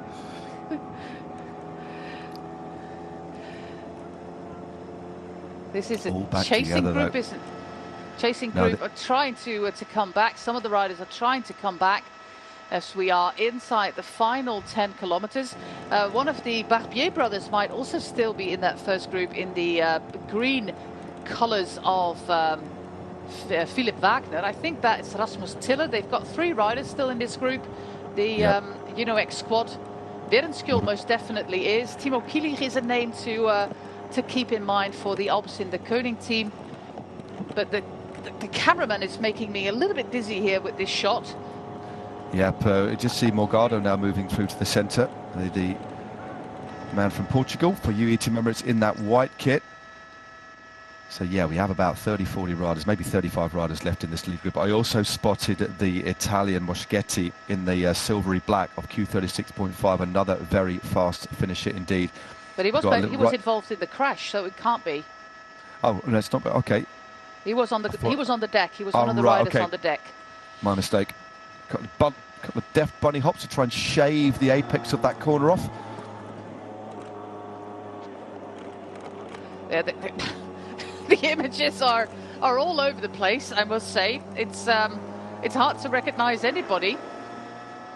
As we go full gas to our next cobbled sector, and that is the duo of Côte de Nonette and the Côte du Calvaire. Look at the speed there at the front of the peloton. Pierre-André Côté, the Pan American champion, is still in this first group as well. We are trying to identify riders, but you can imagine it's pretty hard with this helicopter shot. Yeah, definitely see the veteran John Degenkolb in there too. I think I've also spotted in the orange and yellow of Tartaletto, a man that was in a little move earlier on, Timothy Dupont. He's the kind of rider that can just spring a little bit of a surprise, very fast at the finish. But no real surprise to see Total Energies just try and split this up. We've got these sections of Pavé still to go, and they're absolutely flying up this one. This is the shortest, only 300 metres gone. It's almost gone in the blink of an eye, but look at the speed. This has to be the fastest time up as riders fight to try and split things up and make it as hard as possible for any remaining fast men, and also to try and split things up. Oh, we have a problem for one of the Total Energy riders. He might have also set up this little attack. I think he sat just, up. I think dropping he just back. Yeah, that was almost like trying to set things up to drive hard over the top, and his job is done for the day. This is with number 13 Alvaro Hodge, number 37 Stan van Tricht, number 42 is Jente Biermans. With 96 we have Jens Reinders, who found himself a place at this team, well, rather last minute actually. It was really hard for him to get a place. So that's some of the riders that we have up front. Alvaro Hodge is an interesting name to look out for. Totally. No, totally. He is a man. On his day, he's had a couple of seasons of being in the injury wilderness, but the team have stuck by him. And if he's still there, he's obviously feeling pretty decent as Matthias Libert drops off the back. And there's an attack from Bingo WB up this little climb. It looks like Rex is trying to shut the gap down. This is Jens Reinders. Of course, he's making the most of it. He was left out of the Israel Premier Tech team, and it was really last minute before he secured a ride on this team. He's actually on the development squad, so he couldn't get a place on the pro team. There's no room anymore. So he's on the development team, also taking the young guys under his wing, and they have a pretty good mentor in him. The second group is coming back. So, Matt, it's all coming down to our last cobbled sector, the fantastically named Rue de Bellevue, which absolutely gives you the worst view of any view. Yeah, it's the least Bellevue that I've seen on this day. It's if you like cobbles, if you're a fan of cobbles, it's pretty beautiful. 6.3 to go. Dries van Gestel again. He is racing this race, like he said in that interview, as if it were the Omloop het Nieuwsblad, or as if it were a really big, important classic. Because, they just don't have all the big classics. They're racing Gent-Wevelgem, where he, a couple of years ago, came in second. But still, they have a program with a few gaps in it. Mozzato is there. And Mozzato, another very quick finisher indeed. There goes Turgis. Or So tries Turgis to. is trying to, again, he's like a Duracell bunny, isn't he? He knows that he needs to force a split. Turgis is not going to win this bike race. And Dries van Gestel in a sprint. It looks like that's a Rex trying to get on his wheel. We can just see Pierre-André Cote there, the region. Sorry, the Pan American champion, riding for Israel in third wheel there. Berenskjold and Tiller, both in this group. Yeah, weaving across the road there. No singular team now is taking control of this one. So anybody feeling good will try something, but the racing has been hard as Turgis goes again on the front, continues to ride hard, constantly looking around, trying to put them in the gutter a little bit. So how many have we got? Yeah, representing Q36.5 there is Kamil Malechki. This is our winner of 2023. I think he's actually in that first group, but from this shot we can't really say, but he might be in that first group. Milan Menten, the man from the province of Limburg.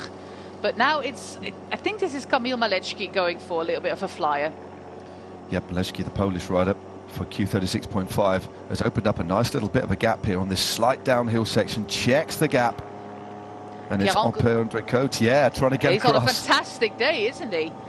He is feeling really good. He's got the brake levers tucked in. Also, well, borderline allowed. But let's see what this brings. It looks like Malechki's got himself a nice little gap. We have seen in previous editions that going on the attack just before that last cobbled sector can actually be a good strategy. Number 34, Edward Plankaert. 52 is Vito Braat, a fast man as well. We have number 14, that is our Portuguese man with moustache. On his wheel we have Lawrence Pithy, and I think that is Hugo Hofstetter, currently in 5th position. But then the helicopter was zooming out. But it looks like the stocky build there of the Frenchman. Yeah, he is, again, quite a pugnacious looking rider, isn't he? 4.2 Ks goes. We've still got that last cobbled sector, which finishes at about 1,800 watts, just around 2 kilometres to go. There's another stinging move on the right-hand side, a real turn of pace here. And this, I think, is Laurence Rex. It is indeed Laurence Rex, a man, remember, top 10 the other day in Omloop het Nieuwsblad, so clearly got a good pair of legs, but they were not letting him go. They know that if he's allowed a couple of 100 metres, he could take it all the way to the line. So that attack neutralised immediately. 3 riders of Uno-X there on the left side of the road for us viewers, the right side. Laurens Pithy finds himself all by himself there, but he's manoeuvring well through the peloton despite having some mechanical issues at the start of the race. It's Tom van Asbroek with 1:32, and then it is indeed with 1:31 Hugo Hofstetter also moving up through this group. So they still have their 2 sprinters, but this is all about getting in position for the Rue de Bellevue that comes in a few hundred meters from now. Indeed. Everything back together. The group has been whittled down, as you like to say, more and more and more due to the infurious pace, but also due to the fact that we had some crashes, sadly. We have Rasmus Tiller still looking incredibly happy, but on his wheel we have Søren Werenskjold. So these are the 2 riders for Uno-X who are going for the win here. Yeah, definitely. Werenskjold probably just the quicker of the 2. There you can just see he's in 3rd position at the moment, just out of the wind. Still Pierre-Andre Cote, making sure that definitely indicates that the former winner of this race in 2020, Hugo Hofstetter, is there. We've seen him, so some selfless teamwork being done by the Canadian to pull them through. And these little sectors, these little corners, they funnel things out again, so it strings out the group before they even get to this final cobble section, which they're about to join now. This is that final stretch of cobbles called the Rue de Bellevue, with Søren Werenskjold there with number 65. Just in front of him we have Rasmus Tiller, and currently leading is William Bloemen-Levy. That is the trio of Uno-X. With number 132 we have Tom van Asbroek at the front, and Hugo Hofstetter moving up there on the left-hand side of the road, try to get onto the wheel of his teammate. We also still have Edward Plankaart there with number 43, Amorica Piotr, rider to look out for. Laurens Rex is still there with number 55. 127 is Dries van Gestel, who has to go for a late attack if he wants to go for glory. Luca Mozzato is still in this group, and it looks like Milan Menten, the winner of 2023, is now moving up as well.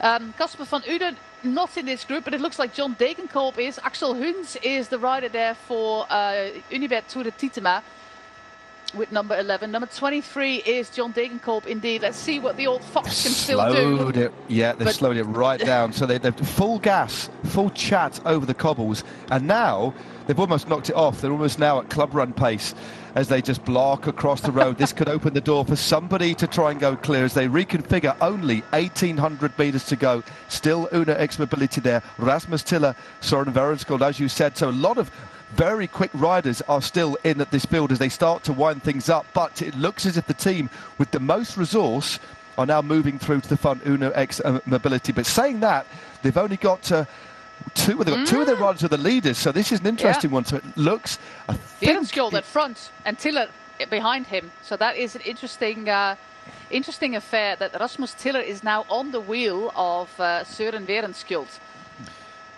Well, Milan Menten on the right-hand side hasn't got any teammates, so the Lotto Destiny, defending champion, wearing number 1, is going to have to freestyle this one. And there he is, sort of bumping around with one of the riders from Bingol, who've also got 3 or 4 riders in this group, so good riding by the Belgian squad. John Degenkolb settles in the train of DSM Firmenich PostNL with, in 3rd position, Casper van Uden, looking really confident on his wheel.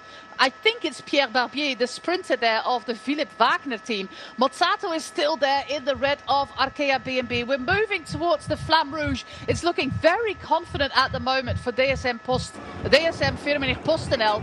This is the final pushes there for John Degenkolb. Casper van Uden there in 3rd place, and everybody tries to get onto his wheel. They know that he won a stage in the Saudi Tour, in the Alula Tour as it's called right now. It's a real fight for the wheel at the moment of Casper van Uden. On the other side we have a little train with Timo Kielich underneath the Flamme Rouge with Rasmus Tiller on the wheel of Timo Kielich. It's now going full gas with, I think, Edward Plankaart doing the final push there for Timo Kielich. It's really hard to recognize with this shot. We have Luca Mozzato still in the mix. We have the DSM Firmenich PostNL team with Casper van Uden still looking really, really well. But this final kilometre, it's an uphill push towards the finish line. Niels Eekhoff is the man there with number 27. He's glancing over his shoulder. He has lost Casper van Uden completely now. So he tries to, he settles to drop back. So Casper van Uden is gone from the front. So it's now coming down to a sprint with Timo Kielich, with Mozzato. Hugo Hofstetter is also lost there, but we have him all the way on the outside. It looks like Morgado is the man there with number 14 going for it. With number 42, it's Jente Biermans. We still have Rasmus Tiller there on the middle. Rasmus Tiller, or is it Jente Biermans all the way on the outside? Antonio Morgado. Or Rex in the centre. Rex or Morgado. Yeah, it was Rex a final push from a moustache Portuguese sensation. But let's see that from an overhead shot. 55 is Laurens Rex, and it was on the outside, Antonio Morgado. Let's see. The camera picks him up. Yeah, that was close. That was a long, drawn-out sprint, wasn't it? That was a very long final kilometre, that is for sure. Laurens Rex came very late, but on the right was Morgado. Now, Rex put his arms up and then put them straight back down again because he's not too sure, because there was a late lunge. Are again. Are they not sure either? They don't know. So Morgado's not sure. Rex isn't sure. He's pointing across. He's shaking his head. We're still waiting with bated breath to know who's won this one. But it's either Portugal or Belgium. Let's see this from an overhead shot there. Take us through. Well, here we go. Yeah, Morgado's on the right-hand side. Rex now takes the lead. I mean, the gap foreshortened a bit, the camera angle. And this is when Rex starts to move into the front in the centre. But look at Morgado on the right. Oof. Oh, he wanted to celebrate. He wanted to celebrate, but then saw Morgado on the... Yeah, I can't call it. We'll have to wait for the photo finish. There was a definite late lunge from Morgado. Rex put his arms up. Then, as they passed the line, it was Rex that was carrying more pace, but it could be the lunge to the line from the young Portuguese rider that takes in the victory. We still do not know, but what a thrilling finale. Rex clearly on form. That's 6th place in Omloop Het Nieuwsblad. He dares to believe, doesn't he? This is going to be a close one for the commissaires to have a look at. There's another angle for us to dwell on. For both of these riders, it would be their first professional victory, both for Morgado or Rex. Rex is celebrating. Well, Rasmus Tiller is 3rd or 4th. I think the Arkea rider is just in 3rd place. He's talking to Alvaro Hodge there, isn't he? But still no confirmation. But yeah, Rex basically put his arms up, and it could be that, because as soon as you put your arms up, you slow yourself down a little bit as well. You lose that momentum, you stop pedalling. So we've seen it very recently where riders have been rolled across the line. We were just commentating the other day, weren't we, when it was the Johannesson who put his arms up, letting in Lenny Martinez. A slightly different finish, but we'll see. We'll see. We still do not know the result of this race. Yeah, they're waiting for photo finish. They still don't know it, it says.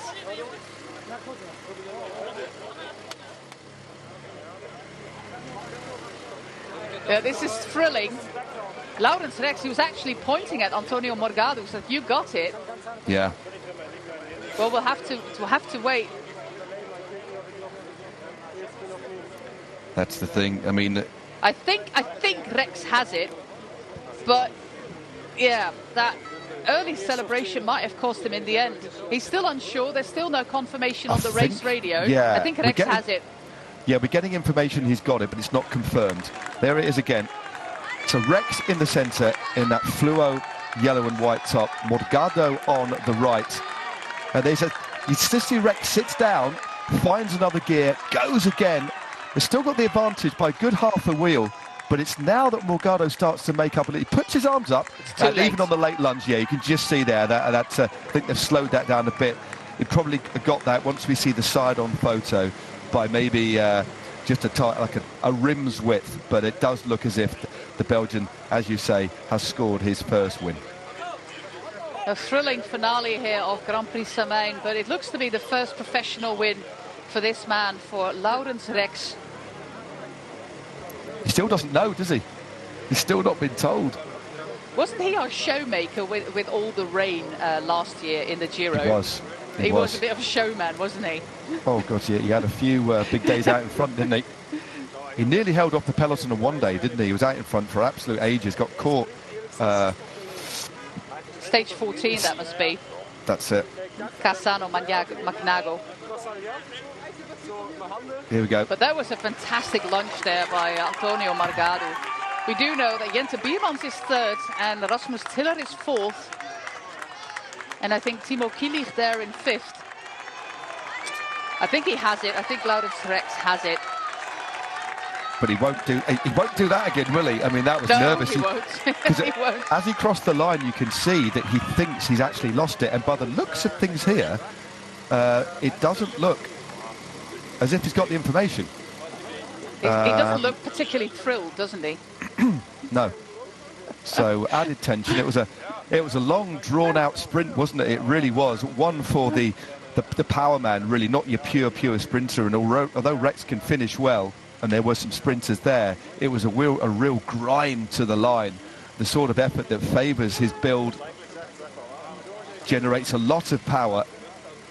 He is the older of the two brothers. His younger brother is just 19, Tim Rex, who raced with him today because they had a mixed bag of development and World Tour riders. But he's still unsure. There's still not been confirmation. And no. If he actually loses this, he's going to rue that celebration so much. Oh. Yeah, tu as gagné. You have won, is what the organizer said. I think that is what he said. Yeah. I think we have confirmation that Laurens Rex is indeed the winner of Le Samyn. But that was an anxious wait there for the Belgian. The trainer there of the Intermarché team. But he has it. It took quite some time for the jury to confirm. Despite the early celebration, Laurens Rex has got his first professional win after a fantastic weekend and a top 10 place in the Omloop het Nieuwsblad. He's got a win here in Grand Prix Samyn, beating Antonio Morgado on the finish line in a really tight photo finish.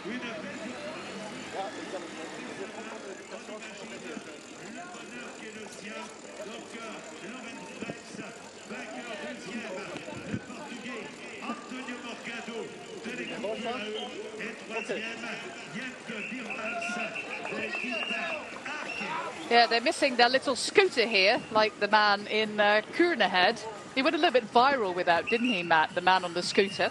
He gave an interview to a Belgian newspaper as well. He's actually a teacher, and he bought the scooter, which cost up to 1,000 euros because he's a heavier set man. He bought it for himself to basically commute between the two buildings of the school that he works in, which is about 2 kilometers. And he said, well, it might come in handy for my work as a chaperone at Flanders Classics. So that's how we ended up with that iconic little viral video of the chief chaperone, who's in charge of bringing the winner of the race to the podium ceremony on his scooter. Fantastic how that works in Belgium, that even these people get a little bit of attention and an interview in a Belgian newspaper. Yeah, I mean, I think a few people... He needs a scooter sponsor now. He does. Well, a few people have been sending me further pictures of him running from various race finishes over the years. To try, it's the chaperone, takes people to the podium. But yeah, he certainly made himself pretty popular the other day.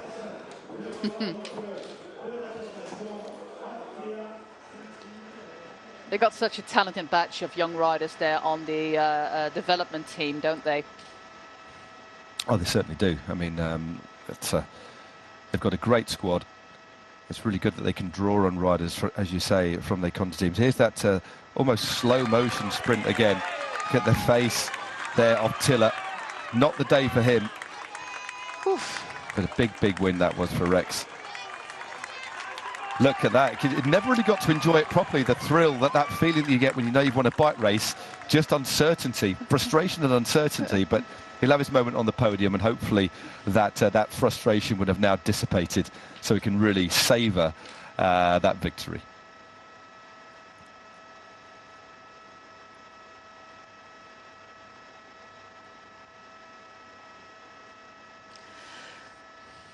Here we have an interview with our winner. Let's see what language we get.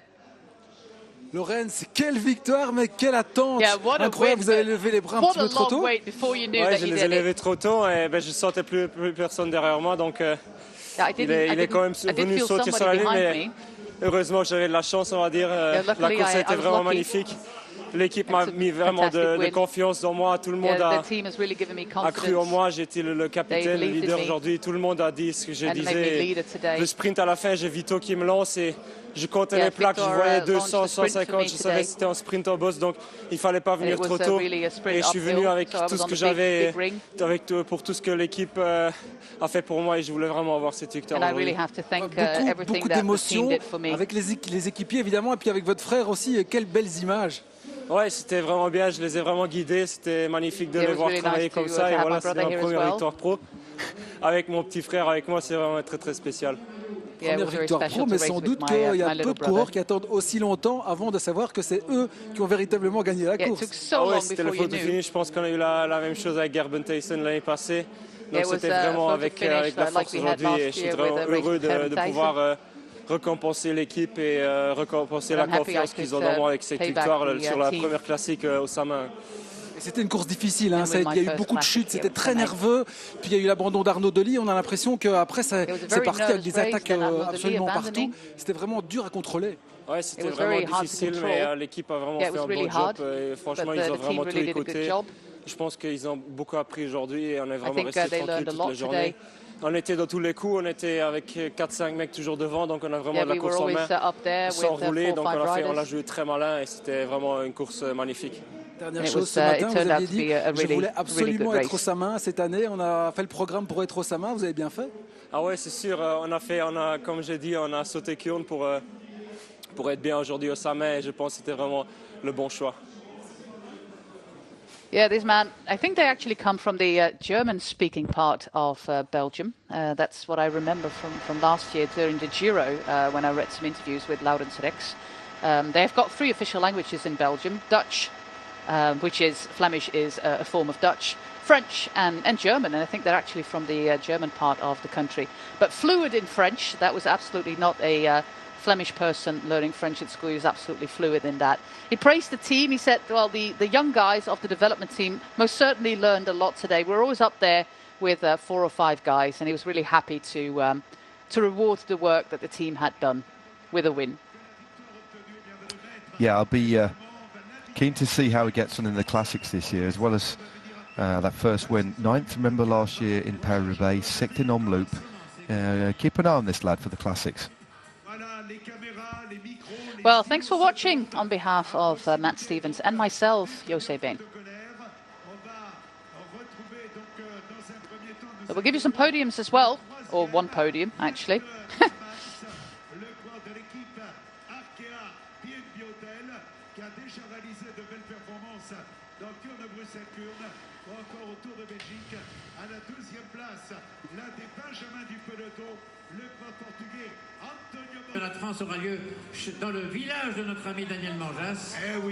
Yeah, it's looking at the programme of Laurens Rex. From here he goes over to Tirreno, back over to France for the Grand Prix de Nantes, and then the Bruges de Panne, Wevelgem, Douardours, and then on to the Tour of Flanders before hitting Roubaix, and then a break, and then hopefully riding the Tour de France. But yeah, this man he burst onto the scene last year, really, didn't he? Came into our consciousness, should I say, as we look back at the highlights.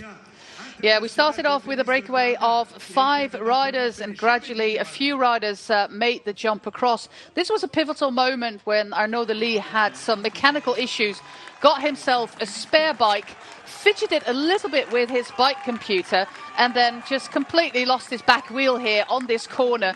Lost a lot of skin there, was really angry and frustrated. The adrenaline was pumping. Yeah, he needed a 3rd bike there. Yelling at the sports director is never a good sign, but yeah, he was really frustrated and abandoned when they crossed the finish line. Tried to get back, but the gap was well over 2 minutes, and into the team bus he went. Arnaud Delis, the big favourite for this year's edition of Grand Prix Samyn, had to abandon after a crash. Hopefully not too much damage. We will see him lining up on Sunday at Paris-Nice. Well, we have more crashes, sadly, here, and not even on the cobbles, but on this long stretch of road where suddenly somebody hit the brakes and we had a crash. The peloton was whittled down, and we ended up with a sprint through the middle with Laurens Rex, on the outside with Morgado. And Laurens said in the interview he was lucky he had it. He didn't. He's not going to celebrate early again, that's for sure. The next time he is in the position to win a bike race, he will most definitely wait a little bit longer to put the hands up in the air. Yeah. It was just the end. Oh, here we go. We're going to hear from Mr. Morgado. Antonio, what is your feeling after the second place and almost victory? Yeah, it's good. I'm close to win again. Yeah, I feel super happy. It's a second place, but for me, yeah, I'm happy with my performance in the last 3 races. I feel good, and I think this is the most important. Yeah, and we saw in the finish you were incredible in the sprint because Laurens thought he was winning easily, and it was incredible your comeback. No, I'm not a sprinter, but in 2K in the 2K to go, we have like a hard section of cobbles.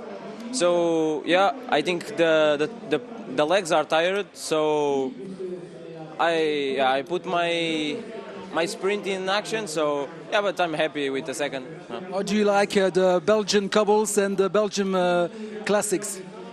No, I don't like this type of races, but yeah, I'm super happy with my second. Congratulations, thank you. That was interesting. Sorry, it made me laugh. I don't like these sorts of races. That was pretty honest. Maybe that was interesting stuff. He's a bit of a cult figure, isn't he? He's just 20, just turned 20 in January. He looks about, the lad looks about 30, doesn't he? I mean, blimey. Yeah. Amazing. It's a bit what Tom Pidcock has as well. The older look of having been through life already. Well, the guy is 20. But yeah, that's a really big talent. He's signed on to a multi-year contract. He's one of the 2027 group, a rider who has a contract for the 2027 year.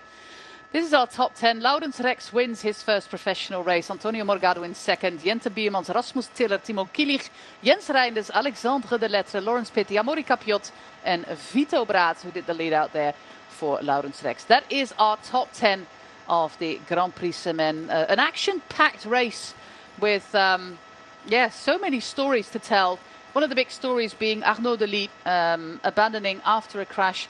I'm going to look out for the explanation what happened there with the bike. Was it tire pressure? Was it fidgeting with the bike computer, just not paying attention? A little bit of oil slick on the road. There can be so many options. And this is Jente Biermans. Jento, dat was een grote en een ongelooflijke weg van de ploeg vandaag. Yeah, the team did a fantastic job today. In de sprint heeft Amaury zich opgeofferd en daar ben ik hem heel dankbaar voor. Ik werd perfect afgezet, maar ja, derde was het hoogst haalbaar. Ik ben op mijn waarde geklopt. Dat is natuurlijk jammer voor de ploeg naar zo'n fantastische lead-out. Maar zelf ben ik heel tevreden met de derde plaats. I'm really happy with the third place. Een klein beetje ontgoocheld dat ik de ploeg niet met de overwinning heb naar huis kunnen sturen. Dat was mogelijk om te winnen vandaag? Was it possible ik denk alles is mogelijk, maar I think everything de sprint possible. was duidelijk en ik ben gewoon op mijn waarde geklopt. I was beaten on merit. Ja, het was een hele hectische koers, een heel stressvolle koers. En gelukkig ben ik uit de valpartijen en uit de miserie Luckily, I stayed away from the crashes. Zware finale, lange finale. It was a heavy and long final. Het is altijd een hele mooie koers, Samyn, dus ik ben heel blij dat ik hier op het podium sta. It's always a great race, this Grand Prix Samyn. I'm really happy to be on the podium. Als Arnaud Delis.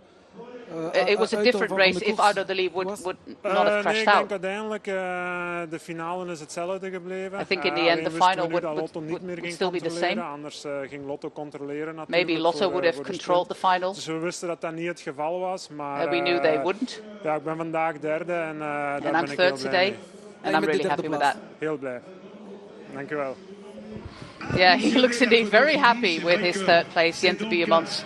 And yeah, he says I was beaten on merit, and that is an honest analysis. Totally. Yeah, I think he interview was saying about bringing Delis in the mix. He said the final would have been the same, but yeah, he's got to be happy with that. They got amongst some very good company. It was a really difficult sprint to time right, but no, he can be pretty happy with a good podium spot there.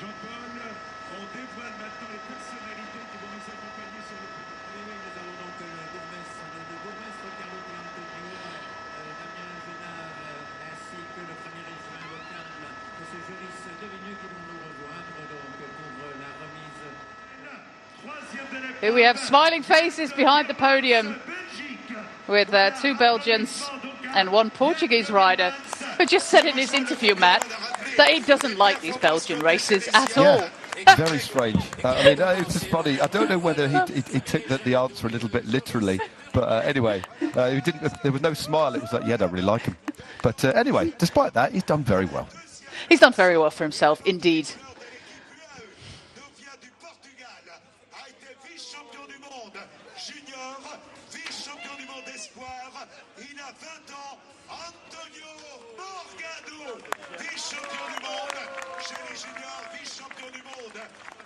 Il termine à la 2e place. Félicité par la bourgmestre de Gardon, c'est Dominique Génard. T'avais dit quoi? Dominique, c'est son cousin. C'était pour des. Non, Dominique est le cousin de Damien. C'est comme Pascal et à la première place, vainqueur de l'épreuve, il porte les couleurs de l'équipe Intermarché Wanty. Il obtient une nouvelle victoire, 3e victoire dans le peloton professionnel. L'ovation du public pour vainqueur de l'épreuve, Lorenz Rex de Belgique. Le nom de l'équipe Intermarché Wanty, Lorenz Rex sur la plus haute marche du podium. Yeah, like you said, Matt, he's got a pretty intense classics program coming up. He's 24. He will be 25 in December. And this is a man, like you said, he was already in the top 10 of Paris-Roubaix. Absolutely a name to remember. Such a tall lad, isn't he? So powerful. And it's got a good kick to the finish line. And that's what you need in the classics coming up.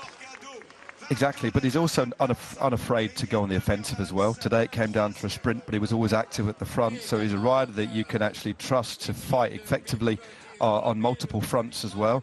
So it's a really interesting added rider to really consider to go for some very high placings in the big classics. This is going to give him a lot of confidence. It really is. Add to that, Benjamin Gramay is riding well too. So Intermarché moving into the real main part of the classic season now, have another race winner. Yeah, Herbert Thijs, of course, their sprinter. Vito Braat doing well, so they can be confident going into that classic season. But this is the first professional victory, and there's always a moment to remember. He's got himself a nice little trophy, a keg of beer, and a gift basket. I always love a gift basket. It's full of surprises. Whatever is in it, there's probably beer in it somewhere, but there's probably beer in the gift basket, Matt. It's Belgium. Probably even more beer, yeah. But I do love the fact that they don't just give you a bottle of beer, they give you an entire keg. That's absolutely fantastic. No messing about. Brilliant stuff.